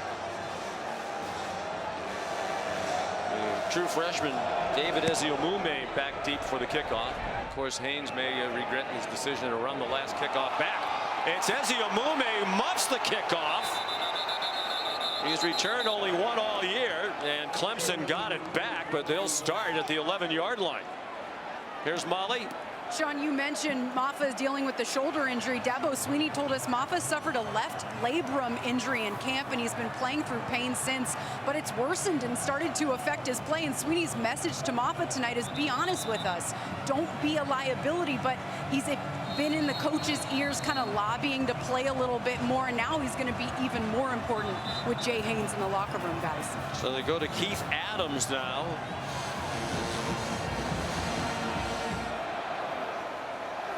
No, it is Maffa who's out there. Keith Adams would likely be next on the depth chart. He's more of a short yardage running back.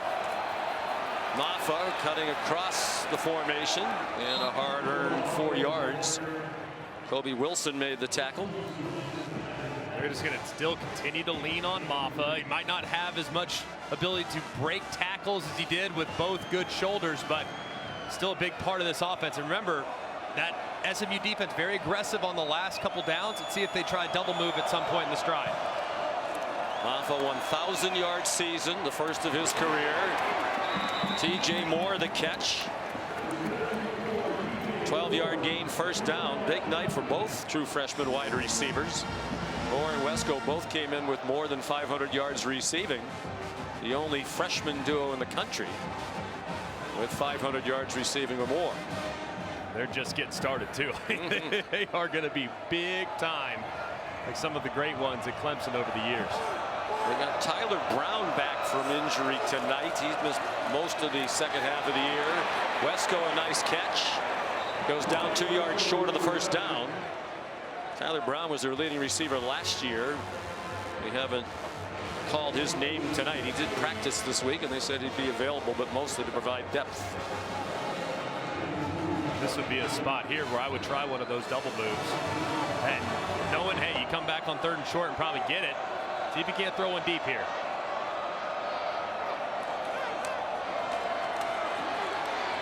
Maffa first down. Wesco up to 6 catches for 120.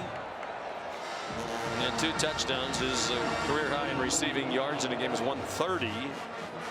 Against Stanford. He had 2 100-yard plus games in the regular season. The other was against App State. He'd be the guy at target. He's got tremendous top-end speed, and doesn't matter how fast you are as a defender, it's tough to stay on top of him.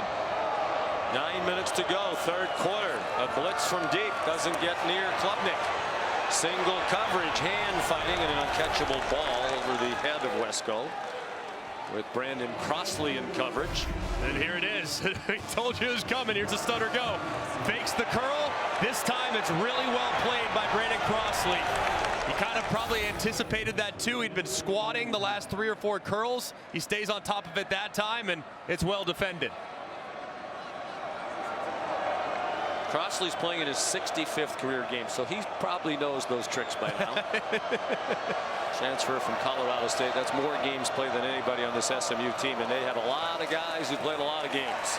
Klubnik throws, open receiver, Wesco again. And he's down at the 46-yard line.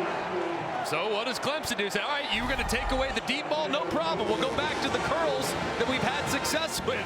So this time, it's a really nice route by Wesco. Threatens over the top, sits it down. Plenty of space and another completion for Wesco. The career high 135 receiving yards for Wesco. A long way to go. Not even midway through the third quarter. And with an ineffective Maffa without Haynes, they're throwing the ball, and Crossley's been spun around a lot tonight. Looks like they're particularly trying to target him. Klubnik, the check down. And Brenningstool thrown down just shy of the 40 by Kobe Wilson. 5-yard gain. Here comes number 6, Tyler Brown, who's into the ball game. It's good to see him back. Has had some injuries, but at times has been the best receiver on this roster, really mostly last year. He was their leading receiver last year as a freshman when Antonio Williams missed most of the year. 52 catches last year. Has missed most of this season. Here's Cole Turner, and he gets collared and dropped for a 1-yard loss. Kobe Wilson was there with help from Ahmad Moses. A 1-yard loss. And just a great job. This is a very aggressive defense, so misdirection can be your friend when working against it, but this time Kobe Wilson sees it immediately and makes the play behind the line of scrimmage.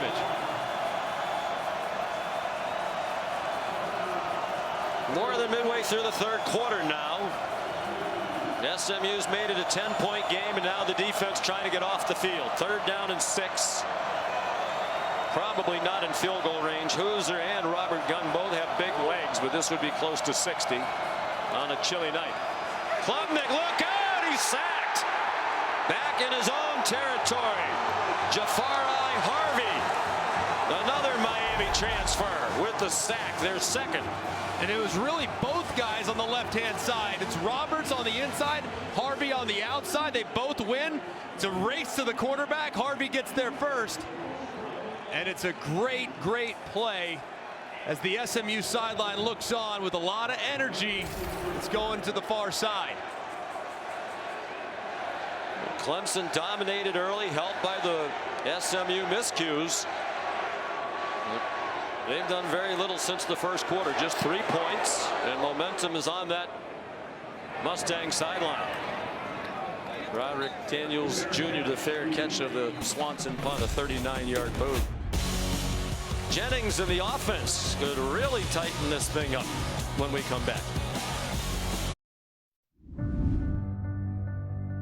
Don't give up. Don't ever give up. And that's what I'm going to try to do. Every minute that I have left, I will thank God for the day and the moment I have. You could have imagined when Jimmy V gave that remarkable speech the impact the V Foundation would have in his memory. Funded nearly $400 million in game-changing cancer research grants around North America. Please go to v.org/donate. 100% of your donation goes directly to cancer research.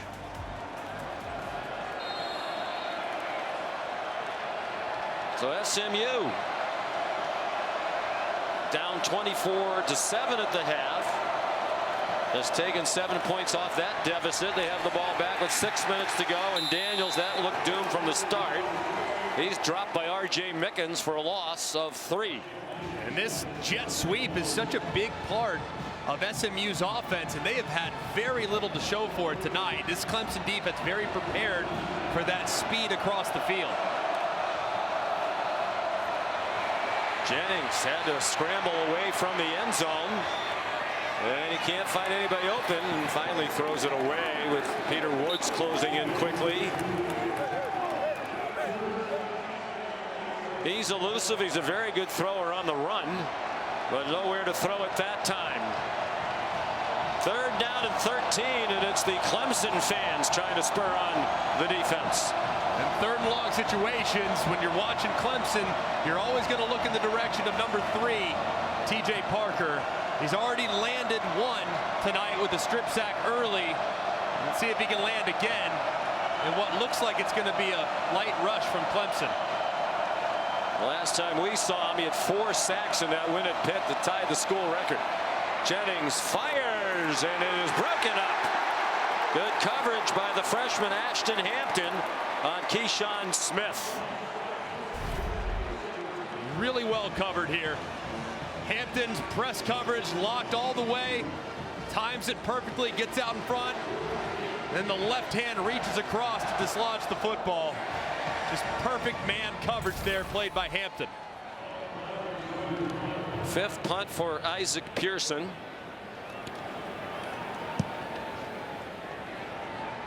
Fair catch, Antonio Williams. Clemson will start at its 43. Big 3-and-out forced by the Tiger defense. 48-yard punt.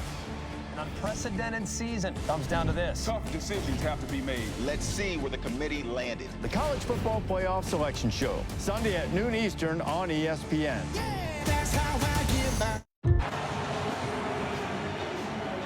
Cade Klubnik in the Clemson offense, prolific early. They were held by great field position. The first 2 of those 3 touchdown drives started at the +33 and the +28. Then they had a 75-yard drive.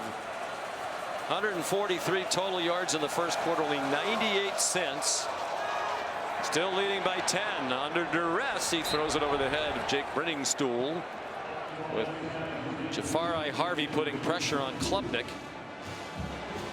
Feels like here early in the second half, this SMU defensive line had some life injected into it because they didn't really have much of an impact. And this is really the strength of this defense. I mean, they are deep along the front, they're disruptive along the front, and they were quiet in the first half of this football game. But so far, their presence starting to get felt by Cade Klubnik.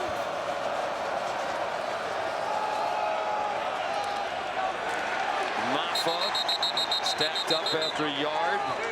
Anthony Booker, better known as Tank. And he is Tank. We talked about how big their defensive line is. He's 348. He's a big boy. He doesn't move like he's 348 either. No. He's pretty nimble there on the interior of that defensive line. But here on 3rd and long, this is the opportunity for Jafari Harvey, who had a sack to end the last drive, and Elijah Roberts, number 5. Those 2 guys will go to work in the lineup at the top of the screen, working against the left side of this offensive line. Nearing 4.5 to go, 3rd quarter. Clemson hits on a slant. Antonio Williams, there's a flag down. Thrown in the defensive backfield. It might be the first penalty of the night against Clemson.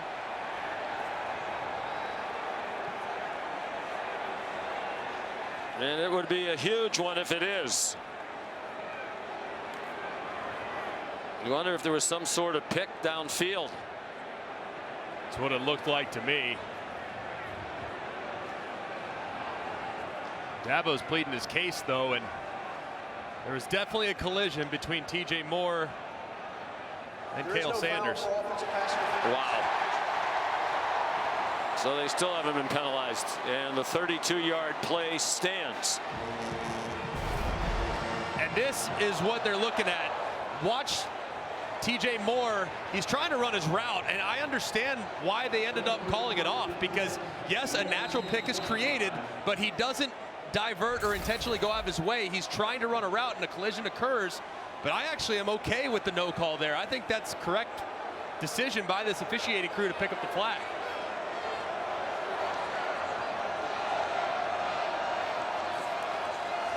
Huge call. Now they're in field goal range at the very least. Klubnik short throw, and it winds up as an 11-yard gain and a first down. On the catch by Josh Sapp, one of their backup tight ends, just his 6th catch of the year. And I can understand why there's a lot of frustration on the SMU sideline, because there was a collision. Obviously, they created a pick, but it was a natural pick, and because of the route, it was just a really well executed route that led to the big play. Here's Maffa. Ducked down at the 11-yard line. What a huge penalty call that was.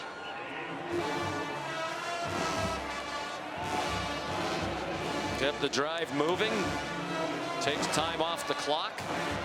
And really important that Rhett Lashley's defense forces a field goal try here. Touchdown and an extra point makes it a 3-score game.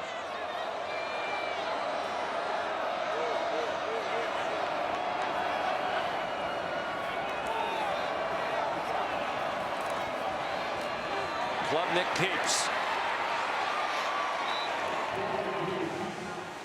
Looks like he's just short of the first down. The officials are signaling third down after a 5-yard pickup.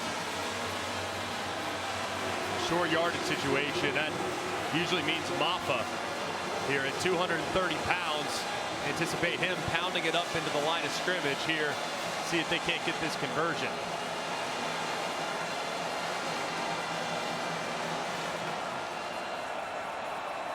Probably 4-down territory, though. If I were Clemson, I'd keep the offense on the field for a touchdown. Maffa got just enough. First down, the clock continues to run. The best of both worlds for Clemson. They don't have to snap it again till under 2 minutes to go in the third quarter. This is a part of the field where you see very little throwing from the Clemson Tigers. They'll throw some things at or behind the line of scrimmage, but this is mostly handoff time or Cade Klubnik on the ground when they get inside the 5. Keith Adams, mentioned earlier, more of a physical runner, short yardage man, is the running back. And it's a design quarterback run for Klubnik following Adams. And he's knocked out at around the 2. They haven't been great scoring touchdowns in the red zone this year. That is certainly one of their shortcomings. Just 81st in the country in red zone touchdown efficiency, so not very good, but they bring in the extra tight end 44, Banks Pope. He's their physical hammer there at the end of the line of scrimmage. So let's see if they run behind 44. He's their most physical blocker on the edges. 9th play of the drive. Pitched back to Maffa, in trouble. And taken down back at the 6. The tank there again. Proud of that midsection. I don't like that play call. I mean, that's 2 plays in a row now where you're trying to run to the edge against a very active and athletic defense. I mean, you're bigger, you're more physical. Why is Garrett Riley not trying to pound this ball up inside 3-4 straight plays with a 230-pound running back? I just don't know. Booker comes out, but they do rotate liberally, play 8 or 9 along the defensive line. Play clock down to 5, 30 seconds in the quarter. Huge play here, 3rd and goal. They bring pressure. Touchdown, Jake Brenningstool.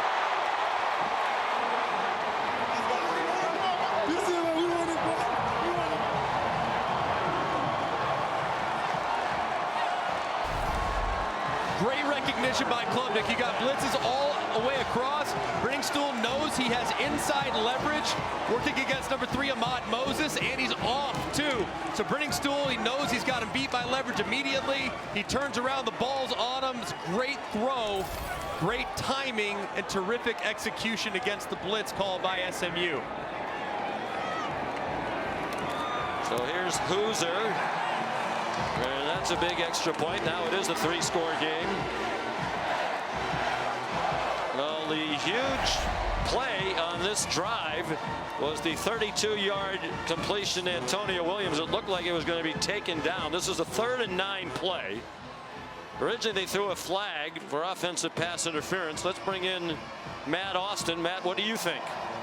Well, the offense definitely got what it wanted out of the play, but I didn't see any intent on the receiver to go in and make a block. I think there was just a lot of traffic and there was contact. I'm okay with picking up the flag. And that's really good coaching, honestly. I mean, I know that, look, Rhett Lashley's an offensive guy. They do it too. It's the rules. So you can create rubs. Offense calls them rubs. Defense calls them picks. They just timed it up perfectly. It was a really good route by Williams to time it up as well. And really, it was the defender that almost initiated the contact. Here's Gunn to kick it off. They should just put the ball on the 25 when he kicks off. Save a little time. At least keep the people in the first 3 rows safe in case he kicks it up to the stands. Well, they have a lot of work to do, and they have to do it quickly. They're a quick strike team. Jay Haynes with a brace on his left leg, on crutches back on the sideline.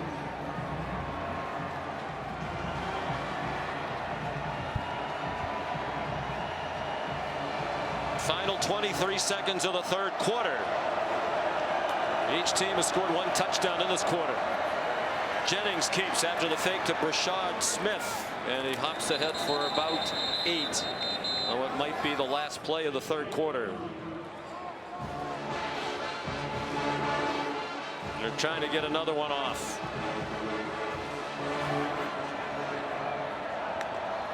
And they do on 2nd and 2. Smith lunges, and they're going to mark him down a little bit short on the last play of the third quarter.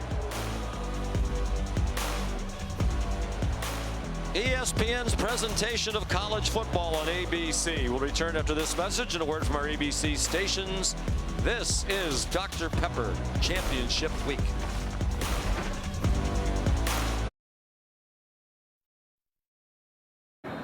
Coach, you just huddled up the entire team ahead of the fourth quarter. What did you say to them? That's what we always do. We're going to finish the last 15 minutes. That's who we are. It obviously doesn't look good right now. We started the half well. You know, unfortunately, we didn't get the call on the OPI on the big third down play that allowed them to score on 2 big third downs that last drive. But we got 15 minutes, and we're going to give it our best for 15. Thank you, Coach. Thanks. Yes, 3rd down and 1, and Jennings throws, caught. Daniels runs after the catch. There's a flag thrown. Clemson sideline thinks it's against SMU. This might be OPI going the other way. Offensive pass interference. The pass was touched behind the line of scrimmage. First down, SMU. Good teamwork. Meanwhile, Dabo Swinney's team has still not been called for a penalty. Since 1952, the year before they were charter member of the ACC, they've played 1 game without a penalty. It was last year in a win over Notre Dame, 31-23 in Death Valley. The penalty list tonight, they had 1 flag thrown on, they got picked up. Here's a reverse. It's a flea flicker. Jennings throws. Tight end Hibner is open. He stumbles down. Probably wasn't going to reach the end zone, but he had a few more yards if he could have stayed on his feet. So nice call, well executed. And they're at the 22, and they're going quickly after a 30-yard gain. The transfer from Michigan, Hibner, who was on the national title team last year. Single coverage, lots of hand fighting. Keyshawn Smith and Avion Terrell. You know, Hibner's been a terrific player, especially the second half of the year. He caught 2 balls in 4 years at Michigan. He was stuck behind Colston Loveland, who's going to be a first-round pick in all likelihood. Great tight end. He has been a big factor for this team second half of the year. No shame in not getting a lot of looks behind Colston Loveland, but man, he's been terrific, and he's exactly what the portal's all about. An opportunity to come play and be a star. Fake to Smith, and Jennings got 2 after the keeper. They're at the 20. It's 3rd down and 8. So far today, Clemson's been rushing just 3 guys along the defensive front. And at some point, they're going to bring a blitz. Wes Goodwin probably trying to catch this offense off guard. Do they rush 3 here, or do they blitz? If I'm them, I'm thinking about blitz and increasing the urgency for Kevin Jennings. They've played excellent defense, particularly lately. Jennings on 3rd down, back shoulder, Hibner! Touchdown, SMU!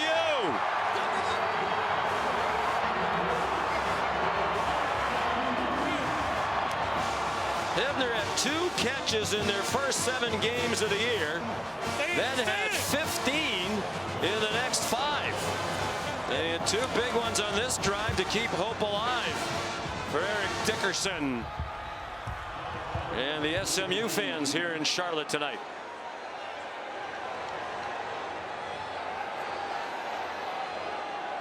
Colin Rogers to the extra point. Well, they scored, and they did it quickly. Took 2:01 off the clock to go 75 yards. Hibner 2 catches for 50 on that drive, and the touchdown, his 4th of the season. 13:22 to go. It's back to a 10-point Tiger lead.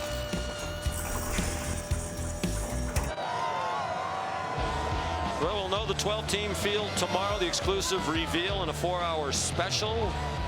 Reese and the guys unveiling the bracket, breaking down all the matchups in the inaugural 12-team playoff field.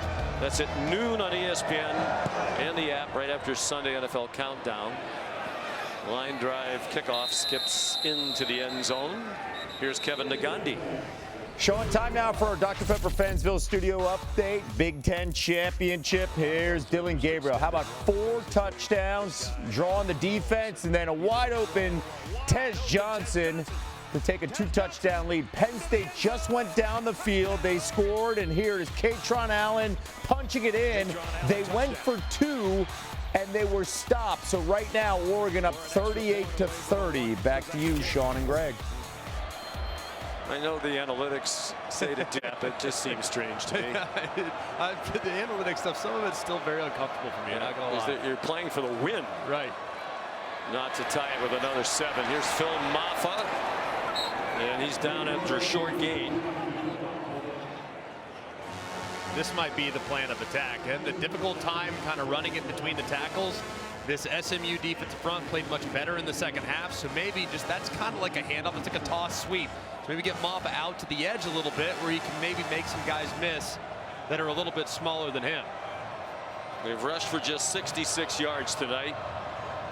Maffa's their leading rusher with 26. Klubnik broken up off his back foot. Dangerous throw out wide. Broken up by Deuce Harmon. TJ Moore was the intended receiver. Yeah, he kind of threw this a little nonchalantly. I wouldn't recommend throwing that into a squat corner again, because I would imagine that could go the other way. TJ Moore, though, is the go-to guy on 3rd and long situations. He'll be at the top of the screen. See if they look in the direction of number 1. Bunch to Klubnik's left. They're 7 out of 14 on 3rd down. 3 for the last 3. 4-man rush. They force him back. They grabbed his face mask. Klubnik goes down. There's no flag on the field. And Jared Harrison Hunt took him down. Looked like they had a handful of the face mask. Dabo Swinney can't believe it. A huge no call. An 8-yard loss on the 3rd SMU sack was Cameron Robertson, who had a hold of the headgear. Wow. I mean, what a huge break for SMU right there. I mean, that is a face mask plain as day, just missed by the officials. So here's Swanson to punt. Unlike the last time we saw a Clemson game, we didn't have a penalty called after they watched the replay board. Fans still booing Roderick Daniels Jr. The punt return. Dabo Swinney still letting the officials have it. 45-yard punt, 10-yard return. It's about as mad as you can be when your team hasn't been called for a penalty all night long, but he has a totally legitimate argument there. I just can't believe they missed. I mean, the center judge is right there, and I don't know if it's because he was turning back inside, but it looked like the helmet even went to the side as well, and it's completely understandable why Dabo has this reaction. A long way to go, almost 12 minutes. It's a 10-point game again. And SMU with good field position from its own 45. Jennings started up as if he was going to run, then dropped back. Now he's scrambling for his life and throws it away. A.J. Hoffler is a backup defensive end, put some pressure on.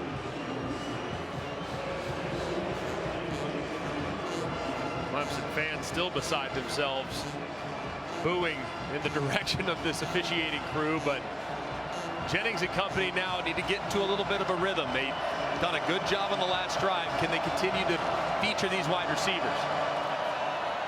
Brashard Smith sliced ahead for about 3 before he got stood up and sent back by Sammy Brown. A very rare talent. Wes Goodwin said it isn't very often, maybe once or twice in your career, you get to coach a young man like Brown. Has everything you're looking for. 3rd down and 6, probably 4-down territory. Jennings over the middle, dropped. Rashard Smith might have turned to see what he needed to do to get the first down. And the punt team's coming on. Man, I mean, this is just so out of character for SMU. That's their second drop tonight, at least, maybe more. But obvious drop right in the hands. He might tight turn, at least give you the chance to potentially pick it up, but just a huge mistake. Are you surprised they're not going for this? I'm not, with how their defense is played, and they don't want to give the ball back to Clemson in plus territory again. Analytics, ESPN analytics say go for it. I'm surprised. Still down 2 scores. And that punt goes into the end zone, 51 yards, but just a net of 31. Big drop. 11:08 to go, a 10-point lead for Clemson.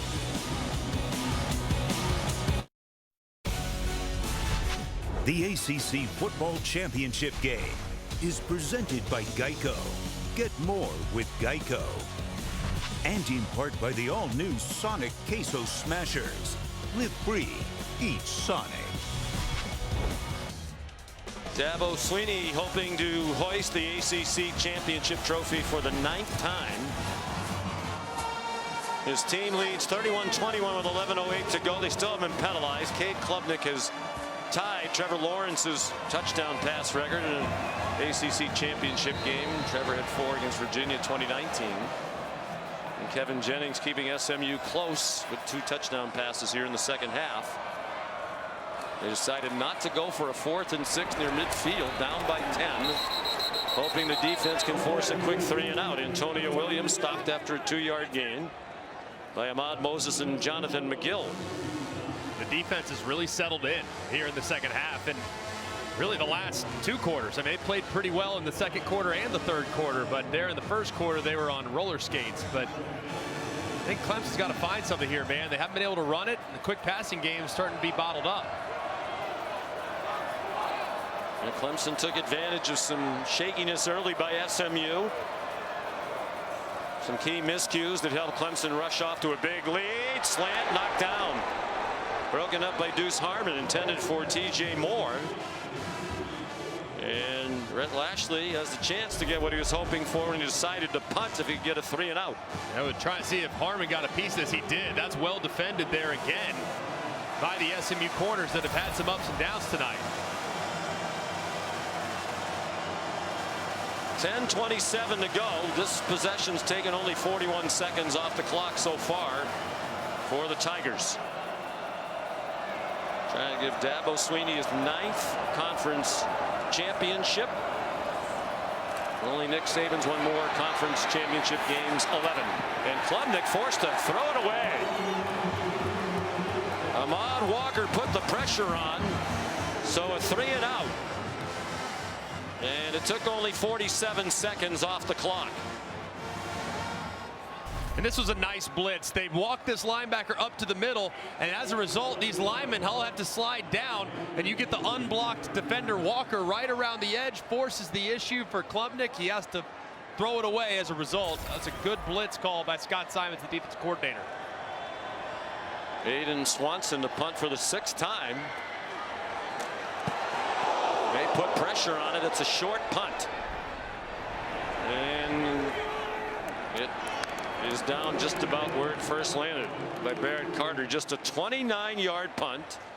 And it was Ahmad Moses who came very close to blocking Aiden Swanson's punt. Yeah, and you watch Swanson. He actually drifts just a little bit to his left, kicks it with his left foot. Had he been right-footed there, that punt is probably going to get blocked. Might have even gotten just a touch of it there with the fingertips there at the end. It was a really good rush and almost got it back to his offense inside the 10. So 50-yard line is the starting position for SMU. 10:13 to go. Jennings. That was bizarre, but effective. Romello Brinson. A 7-yard, 8-yard completion. Looked like there was some confusion whether or not that was going to be a handoff. And then it looked like Jennings had no idea where to go for a moment.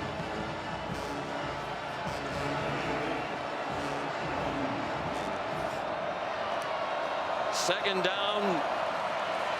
Jennings gets away, throws it laterally to Smith, who has the first down before he's wrestled down by Wade Woodaz. 9.5 to go and the clock running.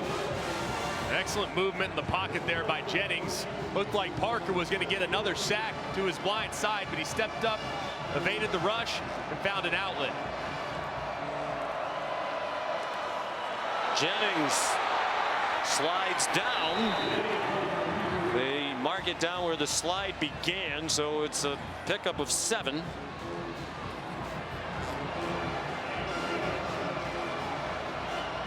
SMU battling from behind all night long. Trailed 14-0 out of the gate. Went down by as many as 17. They've made it to 10 down, and they're at least in field goal range now after the 5-yard run by Brashard Smith. Can't take a sack here if you're Jennings, knowing that your field goal kicker missed short earlier. Smith up to 96 yards rushing on 20 carries. Quick throw and catch. Romello Brinson. Ashton Hampton knocked him out of bounds. They're at the 20-yard line. And this possession has taken only a minute and a half off the clock so far. Clemson on its heels. High snap, flag down. Before the snap.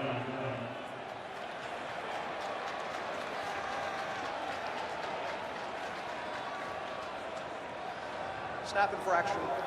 Offense, number 53. 5-yard penalty. Second down.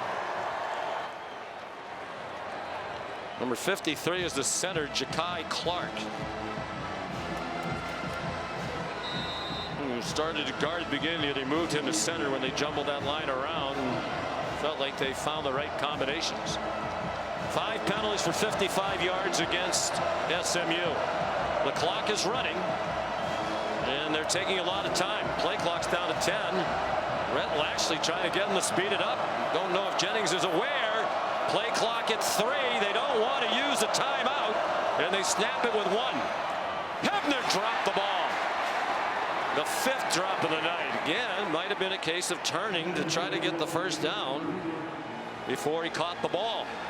And to keep things in perspective, this team as a whole had 6 drops this whole season. Tonight they've had 5.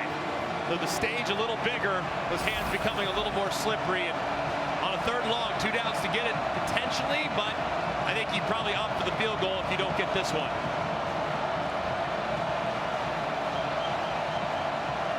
Could be a combination of the pressure, and as you said, cold temperatures. Neither team is used to playing in weather like this. The feels like temperatures 36. 3rd down and 9. Under 8 minutes to go. Jennings, short throw. There's a flag down. Keyshawn Smith made the catch. Sammy Brown made the tackle. Well, there's a flag down thrown by the center judge. Holding. Offense. Wow. Number 54. 2-yard penalty. 3rd down. Yeah, I saw on the left side as Bird was working against Parker. Watch his left hand.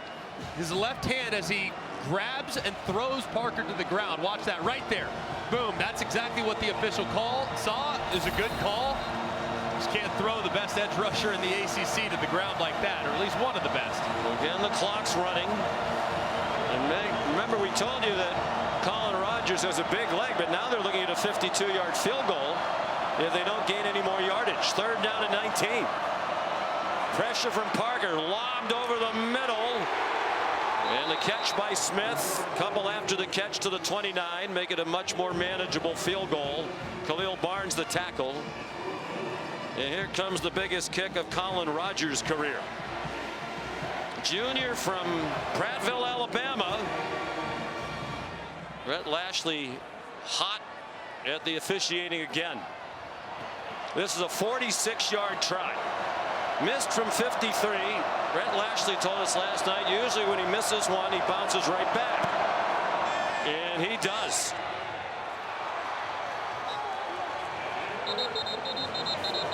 It is a 1-score game and 6:56 still to go. Adam Savoie, it's a 5-yard penalty apparently here against Clemson. Running into the kicker. Defense number 16. That penalty is declined. Yep. Field goal is good. Timeout on the field. Still would have been fourth and about 9. Take the points to make it a one-score game. 6:56 to go. The ACC title and a spot in the CFP on the line.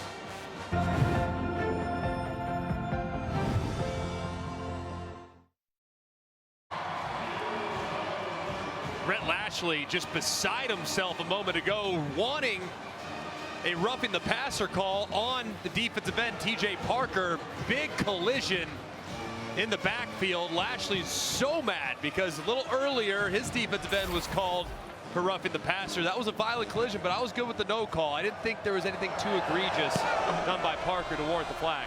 Gabriel Lozano, who's their backup kicker, on for that directional kickoff and a fair catch made. So Clemson with a lot of game pressure on them now. Lead down to 7. AT&T's keeping you connected with our bracket insights. This has been a debate all week. Should SMU lose and go to 11-2, would they fall out of the 12-team bracket, and would Alabama get in? It's going to be a fascinating conversation in that committee meeting room, assuming this score holds. And of course, tons of time left for SMU to come back and win this thing outright. But man, the strength of schedule argument versus the consistency argument, it's a tough one. Cade Klubnik carries for 3. Sign up now at ESPN.com for the first ever CFP bracket challenge. But I think the strength of schedule thing is really hard to ascertain. How do you determine how strong some of your opponents are? How good are, I think the ACC, as we've said, gets a bad rap. We saw how good Georgia Tech is. Louisville's a very good team. Syracuse is a good team. Duke's a good team. Now SMU didn't play all those teams. The one thing they didn't have on that graphic is losses to teams that have lost 6 games. Alabama has 2 of those. SMU doesn't have any. Wesco the catch. And again, if it comes to that, I don't have any sympathy really for anybody who's around 11, 12, 13. Don't be in that situation. Play well enough to not even be in that debate. Right. That's one of the reasons I like 12 instead of 4. You could really feel for FSU last year. Absolutely. But if you're number 13, 12, and you get bumped out, sorry. Be better. Don't lose 3 times. Right, or 2 times in the case of Miami. You're right. Yeah, Miami. I mean, just go to Syracuse last week and win. And I know they're a really good team, but you had a chance.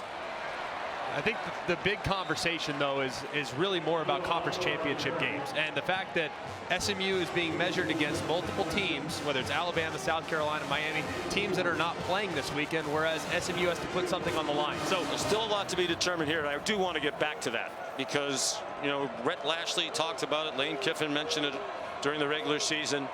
What is the incentive for a team like his that's number 8 and in the field to come play this game if you come trying to compete and win a championship and you lose and they take you out of the field and move teams that didn't even play in their conference championship game ahead of you? Maffa wrestled down, 5 minutes to go. Anthony Booker the stop. Here's 3rd down and long for Clemson. And their offense, this really is reminiscent of the game we saw at Pitt. It has gone to sleep. Last 7 possessions for Garrett Riley. 5 punts, the 1 touchdown in this half and the end of the first half. The guy that's been relatively quiet on 3rd down all game today has been Antonio Williams. You have to wonder, their best receiver, he's lined up right here in the slot. Is that where you look on the most critical down of the game? SMU playing way off on that side of the field, playing behind the line to gain at the moment. Play clock going all the way down. Enormous 3rd down and 7. Klubnik rolling out. Will he run for the line? He throws, and it's almost intercepted by Ahmad Moses. It was Antonio Williams he was trying to find. Looked like he wanted to run, Klubnik, but he made the decision he wasn't going to get to the line to gain. Yeah, and it looked like he was trying to work Antonio Williams, who breaks out and then breaks in. But because of the defender underneath, number 24, Kobe Wilson, he's kind of talked out of that throw. He did have TJ Moore inside, but just kind of missed him. So I'm not sure who he was trying to throw to, but did have a chance had he looked in the direction of TJ Moore. 7th punt for Swanson. SMU will get the ball back with a chance to march down the field and perhaps tie it. Fair catch made by Daniels at the 21-yard line. 39-yard punt. This might be the most meaningful 4:05 of this college football season right now. Will it be Clemson or SMU getting the automatic bid? If SMU loses, what happens? You know, Alabama's fate with an eye toward the playoff could be hanging in the balance here. But credit SMU, shaky early. They've come back to make it a game. Yeah, they've really been the better team starting in the second quarter beyond. I mean, they've made some massive mistakes, but to still have a fighting chance. And you got to be thinking, too, if they score, do they go for two? That could be a conversation as well. Jennings sets and fires an errant throw. Trying to throw back to Jordan Hudson. SMU has now outgained Clemson by 70 yards, 379 to 309. Jennings 23 out of 40 for 248, 2 touchdowns, and interception. Clemson took advantage of a fumble recovery in a short field, a punt return with a penalty tacked on for an even shorter field to jump ahead 14-0. But SMU's had the edge in play since. 2nd and 10. Quick throw, Hibner. Wrestled down by Avion Terrell. 5-yard gain, 3rd and 5. Not an automatic 4-down territory here. If you're Rhett Lashley, you still have 3 timeouts. Still can punt it away if you don't pick it up here. But on a critical 3rd down and 5, you want to be looking in the direction of your top receiver. And so far in the second half, it's been Hibner, the tight end in the slot up top. Rashard Smith, first down with 2 yards to spare. And they go quickly, 7-yard gain. And Smith, as he's done all season long, providing yardage on the ground and with his receiving.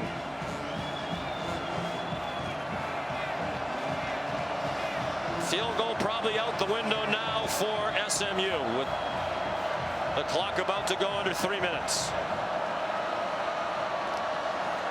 2 receivers wide either side. Big rush by Lawson.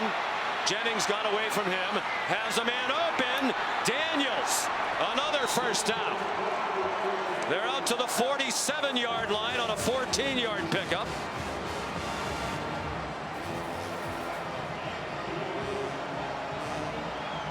Three receivers to the right. 2:35 to go. Jennings, single coverage. It is dropped. Moochie Dixon and Avion Terrell were hand fighting the whole way, and Dixon got clear but couldn't hang on. Man, it looked like he was going to be able to reel that in, but a great play there by Avion Terrell, keeping that right arm engaged and kind of ripping that ball out. Just a tremendous defensive play there at the end. 2nd and 10.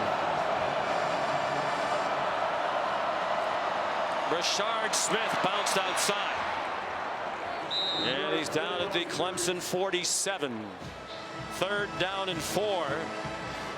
Doesn't look like they're in any big hurry to snap it again before the 2-minute timeout. Rhett Lashley, I think, believes correctly that with the 2-minute timeout and 3 timeouts, he probably has enough time to let it go. And now it looks like they're going to try to snap it before the timeout. Jennings, Smith wide open. Another first down at the 40, and it will take us to the 2-minute stoppage with 1:56 to go. Wow. Still the lead for Clemson, but it's tenuous. The championship and a CFP berth on the line.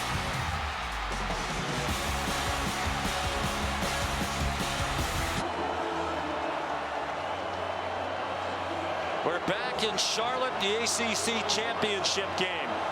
SMU down by 17 points coming into this 4th quarter, is now down by 7 and on the move with 1:56 to go. 3 timeouts left. They're at the Clemson 40. Just a 3-man rush for the Tigers. Jennings to Rashard Smith. And the clock runs as he was stopped in bounds by Barrett Carter. No gain. Smith a huge night, 102 yards rushing and 5 catches for 30 yards and a touchdown. It's what he's done all year long. 8th in the country in all-purpose yardage coming in. Again, Wes Goodwin rushes 3. Jennings pulls it down. Woodaz approaches.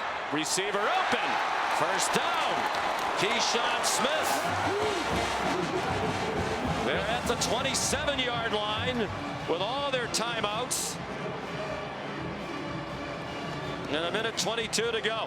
What's been really impressive, too, is Kevin Jennings in the pocket. The pass rush has not been able to get home, and Jennings doing a great job keeping his eyes downfield and finding guys that are uncovered when he threatens to run.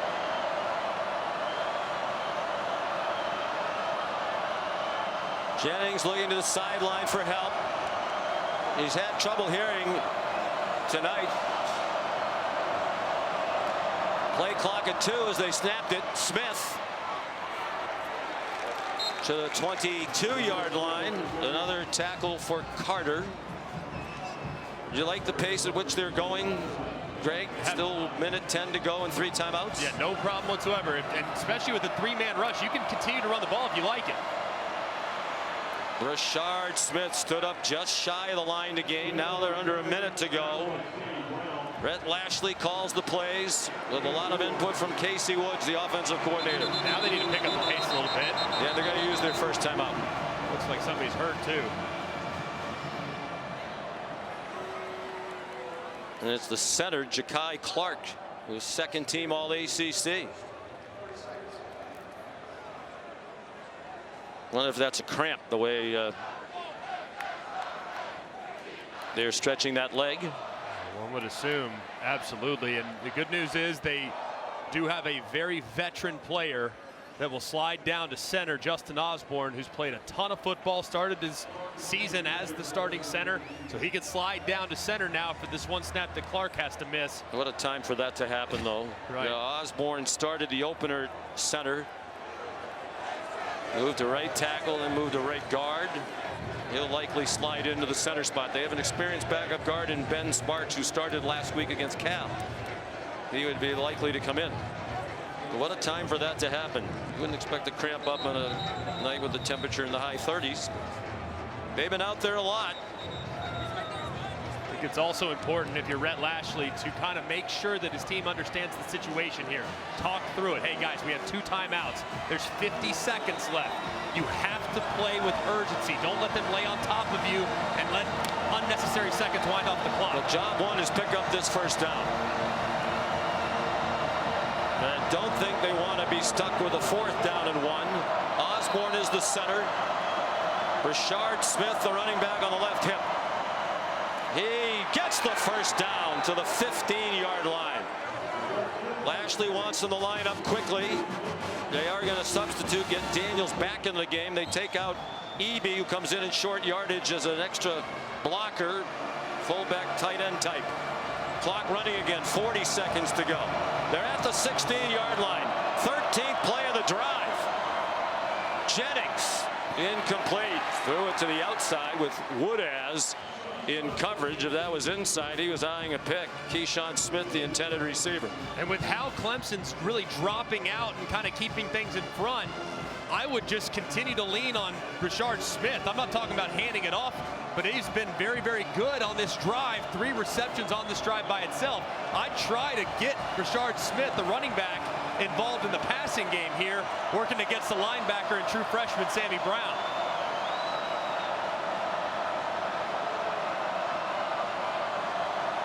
SMU looking for its 10th straight win. Jennings in the flat. Smith thought about trying to advance it and then ran out of bounds to stop the clock. 4-yard gain, 3rd down and 6 with 26 seconds to go. And on this drive earlier, similar down and distance, 3rd down, it was Smith on a little option route that picked up not 1 but 2 3rd down and medium. So that'd be the play I'd be going to again. Clemson hasn't had a chance here in the 2-minute drill to adjust to that formation and that route, so I'd go right back to it with Smith. They have a lot of options. Deep receiving core, a tight end who's really emerged. Jennings pulls it down. Jennings throws. Hibner caught it. Out of bounds with a first down at the 4-yard line with 20 seconds to go. Wow, what a play by Kevin Jennings. I mean, just incredible. A little shovel pass. Hibner coming across the formation to give him a fresh set of downs. Just they talk about his poise. One of the first things Lashley noticed when he recruited him out of South Oak Cliff High School. Unflappable, especially after the very rough start. He's thrown for 306, 10 seconds on the play clock. Still the 2 timeouts. Not much pressure. Jennings, side of the end zone. Touchdown! Roderick Daniels Jr.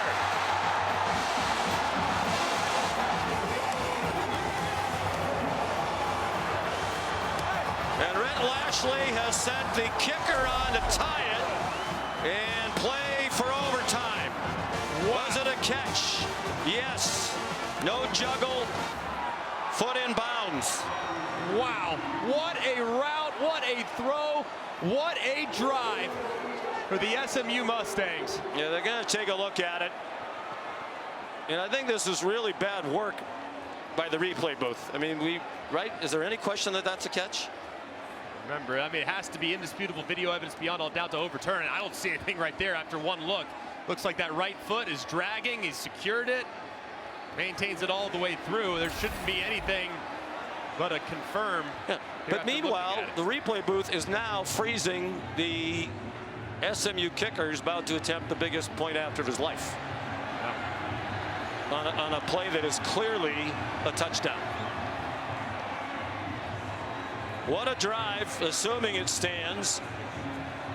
79 yards, 16 plays, 349. After further review, the ruling on the field stands.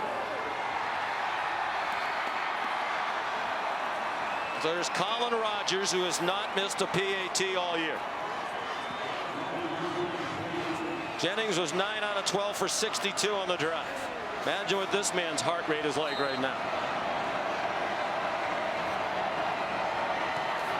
It is good. And we're 16 seconds away from overtime. And I have seen enough. This team belongs in the field of 12 in the college football playoff. This is a championship drive. How about this route by Daniels? Sets up Barnes at the inside. Then he goes up, sets him up top, gives him a little shimmy at the top of the route, breaks it off with suddenness right to the sideline where the ball is waiting for him. It's just perfect execution against man coverage. And Rhett Lashley loves it, whereas Dabo seeing a 17-point fourth quarter lead evaporate right in front of him. And now this Pony getting some laps in. Yeah, now this game potentially going to extras. Wild, man. Absolutely wild.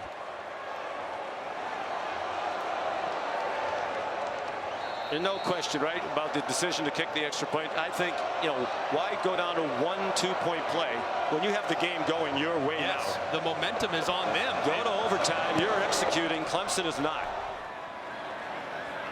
Adam Randall back for the kickoff. Adam Randall bringing the kickoff back. And now they're one completion away from perhaps a chance to kick a field goal. Now this is something you rep every single week leading up to spring scrimmages, fall camp.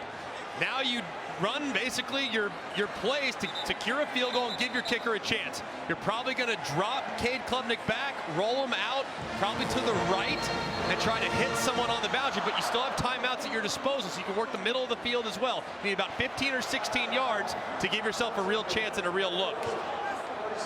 So Adam Randall with Jay Haynes, who's ordinarily back there to run back kickoffs, injured. His first kickoff return of the year is 39 yards. And they have two kickers with a strong leg. Hooser, who's ordinarily the field goal kicker, but Gunn, the kickoff man, has an even stronger leg. It is Hooser who's warming up. His long is 51 in that win at Pitt. What a huge return by Randall. So realistically, they only need about 20 yards to at least send the kicker onto the field. This is a pretty simple situation. What I would do is I would take this receiver down here at the bottom. I'd run him right over the middle, tell him to go down the second he catches it, call timeout, and you give yourself a chance. Four receivers. Four-man rush. Klubnik throws. Caught. Antonio Williams dives down with 3 seconds to go. They're at the 38. Timeout. Clemson, their second. And now they have a chance to win the ACC title and go to the CFP if they can make about a 55-yard field goal.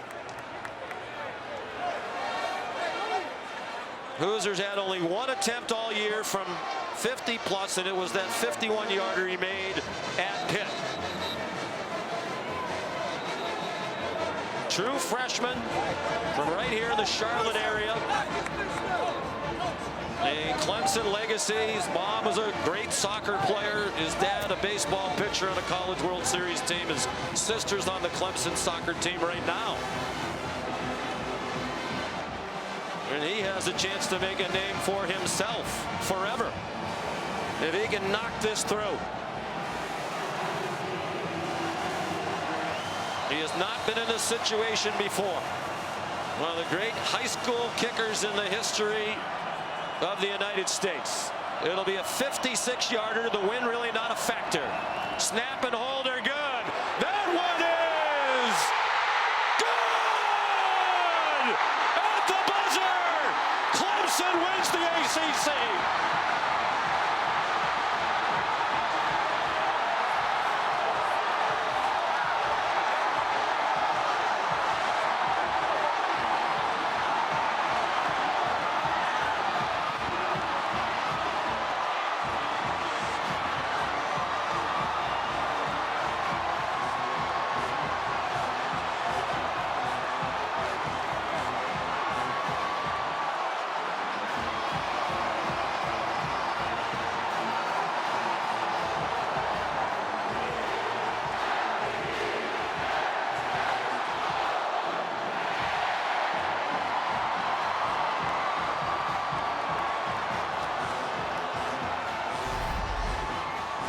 Wow. Perfect snap, perfect hold, and just an absolute rocket off the foot of Hoosier. Cleared with about 3 or 4 yards to spare. He wanted to see it all the way through, and then the celebration ensues in agony on the SMU sideline. Thinking they had secured all momentum. We're heading to overtime, and Dabo does it again. His 9th consecutive win in the ACC championship game, and he's with Molly. Coach, what went through you when that 56-yard field goal went through the uprights to win it? Thank you, Jesus. Literally, but Matt Luke, right when he goes, Coach, has he got the leg for this? I said, we're about to find out. And man, what a way to win it. First of all, let me just say thank you to the good Lord. What a game. Listen, that's a playoff football team. SMU, they better be in the dang playoffs. What a comeback by those guys. But listen, I'm proud of our guys. We fought all night to get back here, to get a 10th win, to win this thing for the 8th time in 10 years, and head to the playoffs for the 7th time. Man, I'm just, the heart of our guys, you know, we've been so close, but man, we found a way. And we just, you know, Adam Randall, with the return right there, we screwed it up at the start of the half with 2 just terrible decisions on kick return. Great play by Adam, and then a great job, you know, on the managing the clock there with Antonio, and then just unbelievable kick by this young man from Charlotte, North Carolina, Hoosier. He'll go down in Clemson lore with that one. It was awesome. Coach, a week ago today, you thought your season was over. Now you're headed to the college football playoff. What has this week, this roller coaster, been like for you in this team? Well, listen, God works in mysterious ways, and we all thought that the door closed on us. But, you know, this was God's plan for us. That's all I can tell you. I mean, God just opened the door, and they fought their butts off. This was the 2 best teams in the league. This is what a championship game should look like. Disappointed that we didn't do a little better to finish it, but man, a great college football game. But listen, I'm just humbled and blessed. You know, I've been in a lot of these, and it never gets old. But all I can say is every bit of any glory goes to the good Lord upstairs, because this was his plan for us. And these young men, they kept the faith, and they just have had the courage to continue all season long. And I'm so happy for them, and I'm happy for our fans. And man, I mean, college football. I mean, what a game, and what a response by our offense when we had to have it. What is it about this team that can have you playing deep into December and maybe even January? Well, you saw a lot of our best football tonight. We didn't quite put the 4 quarters together, but you saw the majority of the game. We played some great football and what we can do. And we've been really close, but I'm just really happy for them, man. And we did what we needed to do. We won the turnover margin. We did enough in the red zone. And hey, it's a new season, and we're 1-0 in the postseason, and now we got a chance.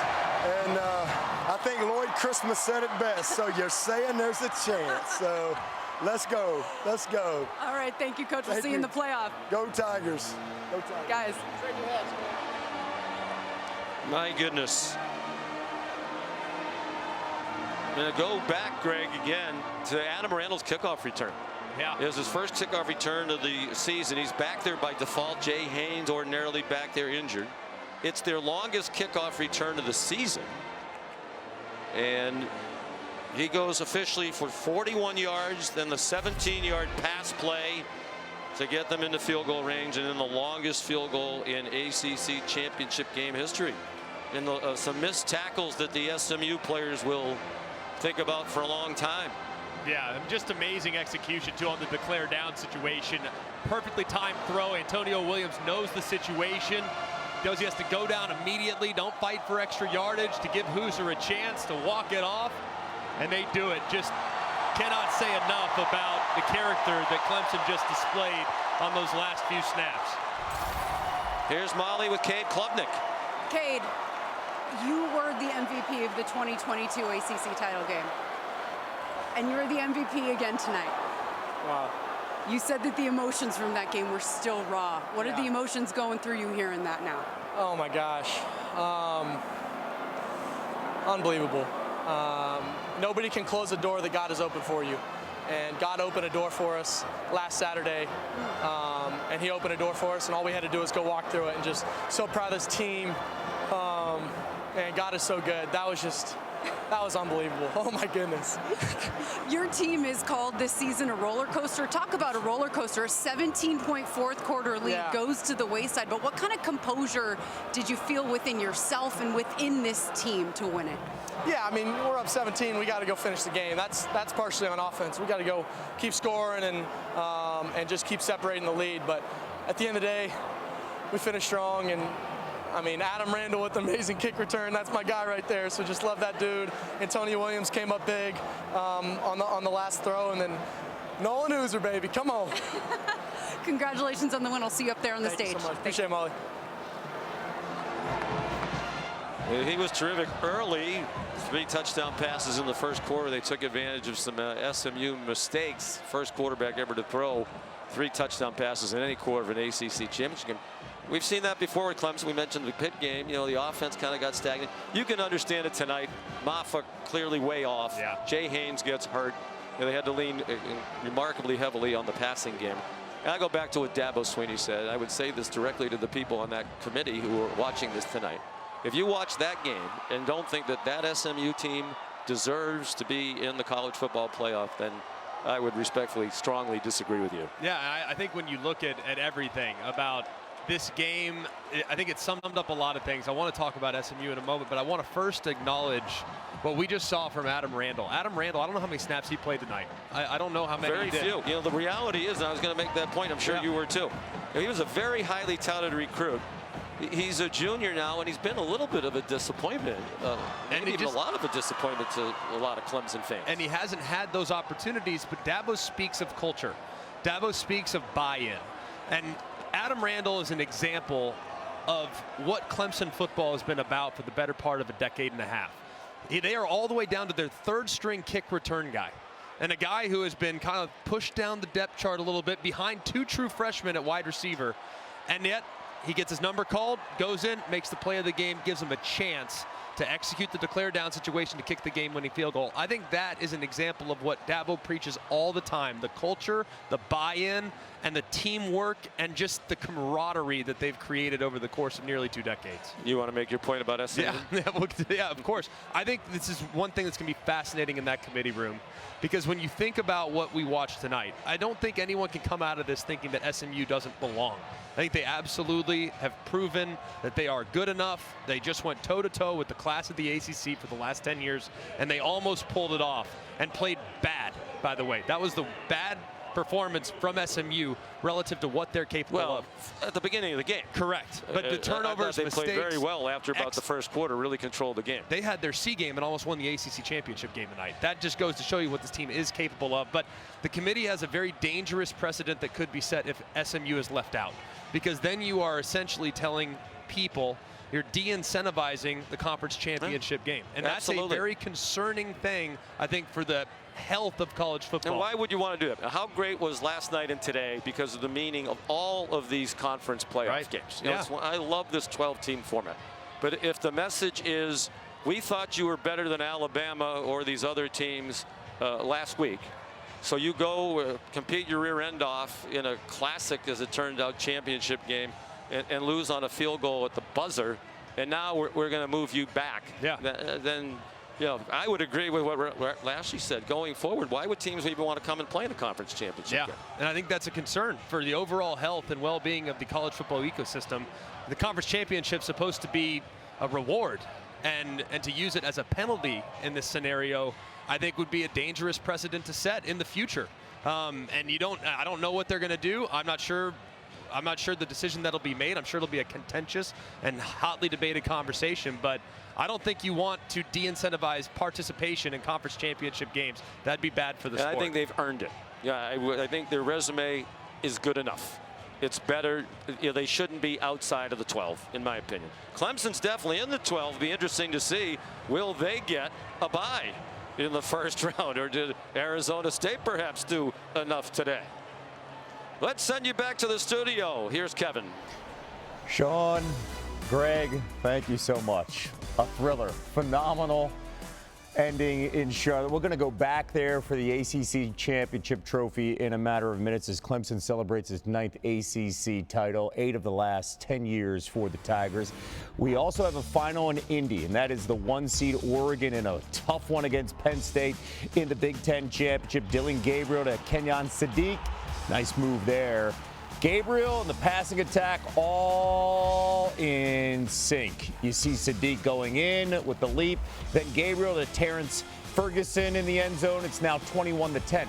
Penn State, though, answering. Not here. Drew Aller picked off by Dante Manning.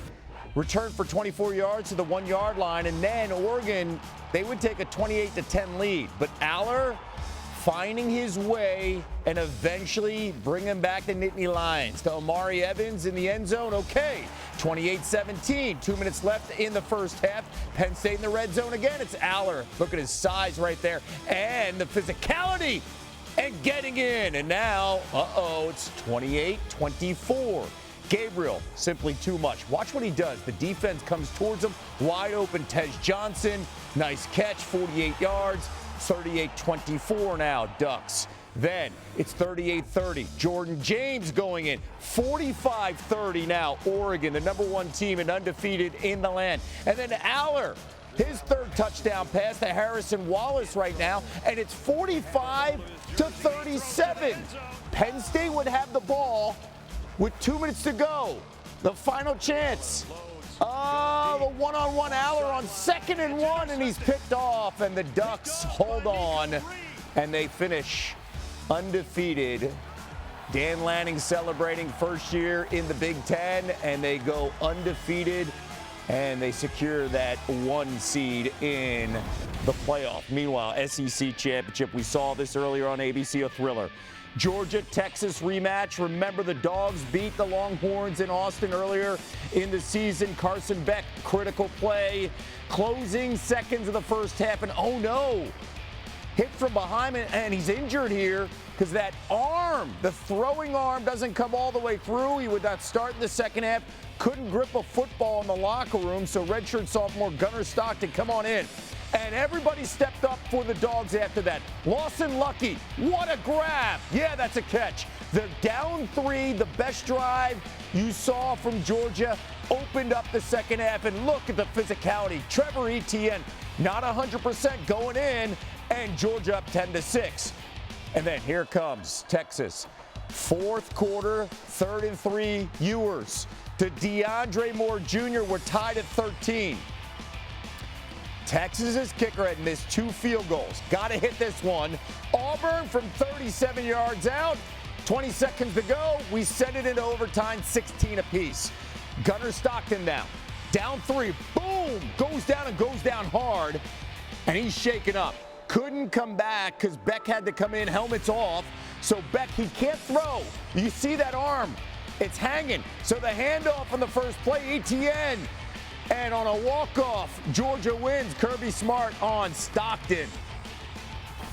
Man, the kid played just tough as nails. I mean, and he hadn't got to play much this year. That's the hardest part is you don't get a chance to play these guys. The Florida State game is probably the most he's played. But can't say enough about his toughness, character, whatever you want to say. The guy's a phenomenal leader. He made some good plays, and I think everybody else rose up around him. Going to keep an eye on that. The SEC champs and Carson Beck and his health over the next 3 weeks before their next game. As you see, the 2 quarterbacks and what Gunnar Stockton did in the second half. A 4-star recruit, redshirt sophomore, was fantastic in that second half, leading the Dogs to a victory.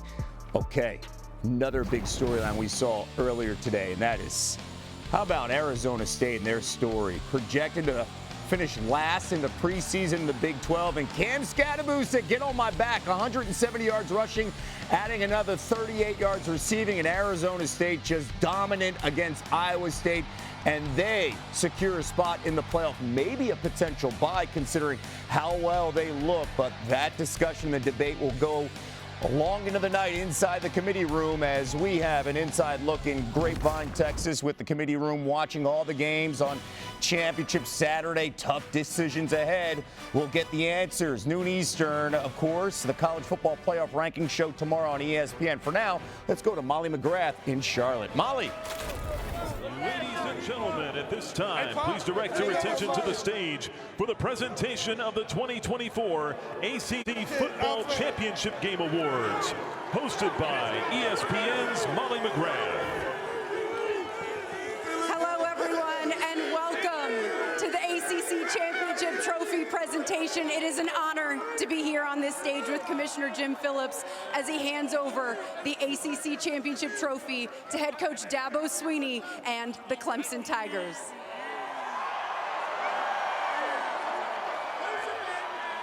Coach, your 9th ACC championship win, and now you're headed back to the playoff for the first time since 2020. Why is this year's team the ones who could get it done? Well, because we've had great leadership all year, but all I can tell you is this was God's plan for us. I told him last week, God's not done with our story. We just got to walk it out. And so I'm just thankful to the good Lord for giving us this opportunity, but most of all, I'm thankful to these young men for keeping the faith, to continuing to have the courage to keep moving forward. And listen, I want to go right back at Fran Brown and give Fran Brown a shout out.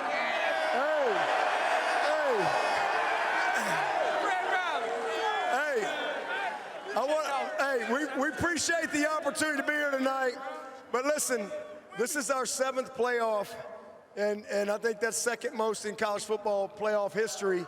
But this team right here, to have a tough week, but they just bounced back, and again, the door was up. This was a championship game. Hey, I want to congratulate SMU and Rhett Lashley. There's no way they shouldn't be in the playoffs. Both of these teams deserve to head to the playoffs. It was a great, great performance by SMU. But I'm so thankful for the heart of our team, and I appreciate all of our fans coming out here and supporting all of us out here tonight. Go Tigers! Coach, take a hold of that trophy right there.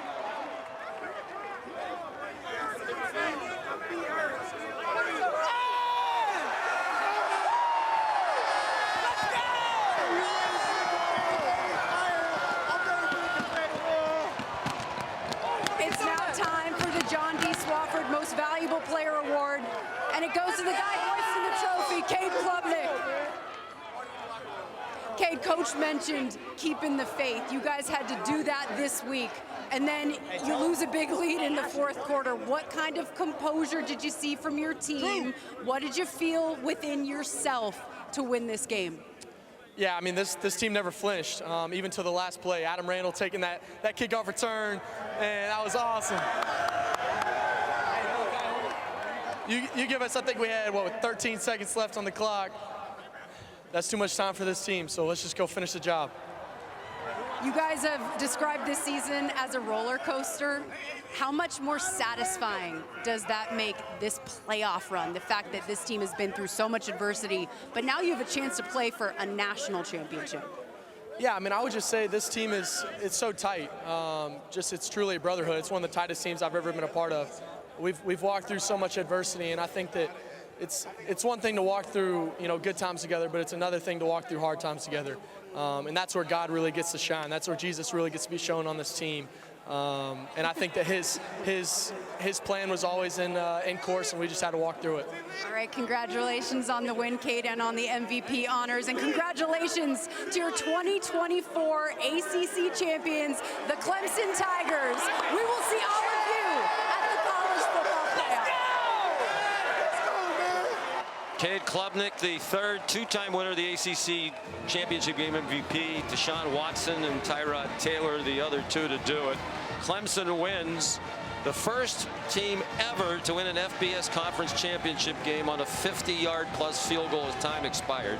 And Dabo Swinney, for those who don't know the story, the shout out to Fran Brown, who's the coach at Syracuse. Last week, when they lost to South Carolina, Clemson did, Dabo Swinney went home and locked himself in a closet thinking their chances of going to the college football playoff were over, as their ranking was going to drop and they wouldn't have a chance to get the automatic bid in this game. Miami was ahead of Syracuse 21-0 and looking like they were coming here to Charlotte. Syracuse rallied, the biggest comeback win in Orange history, to knock out Miami. Fran Brown said on the field in the interview, "Hey Dabo, I got you in." Dabo was still locked in the closet at his home at Clemson, and he heard some hooping and hollering out in the other room, and he looked at his phone and said, "Oh my goodness, we are going to the conference championship game." And that's why he returned the shout out to Fran Brown. It was unimaginable just a week ago. When Miami was ahead 21-0, Clemson's chances of making the college football playoff were 4%. Maybe there is some divine intervention. What an ending.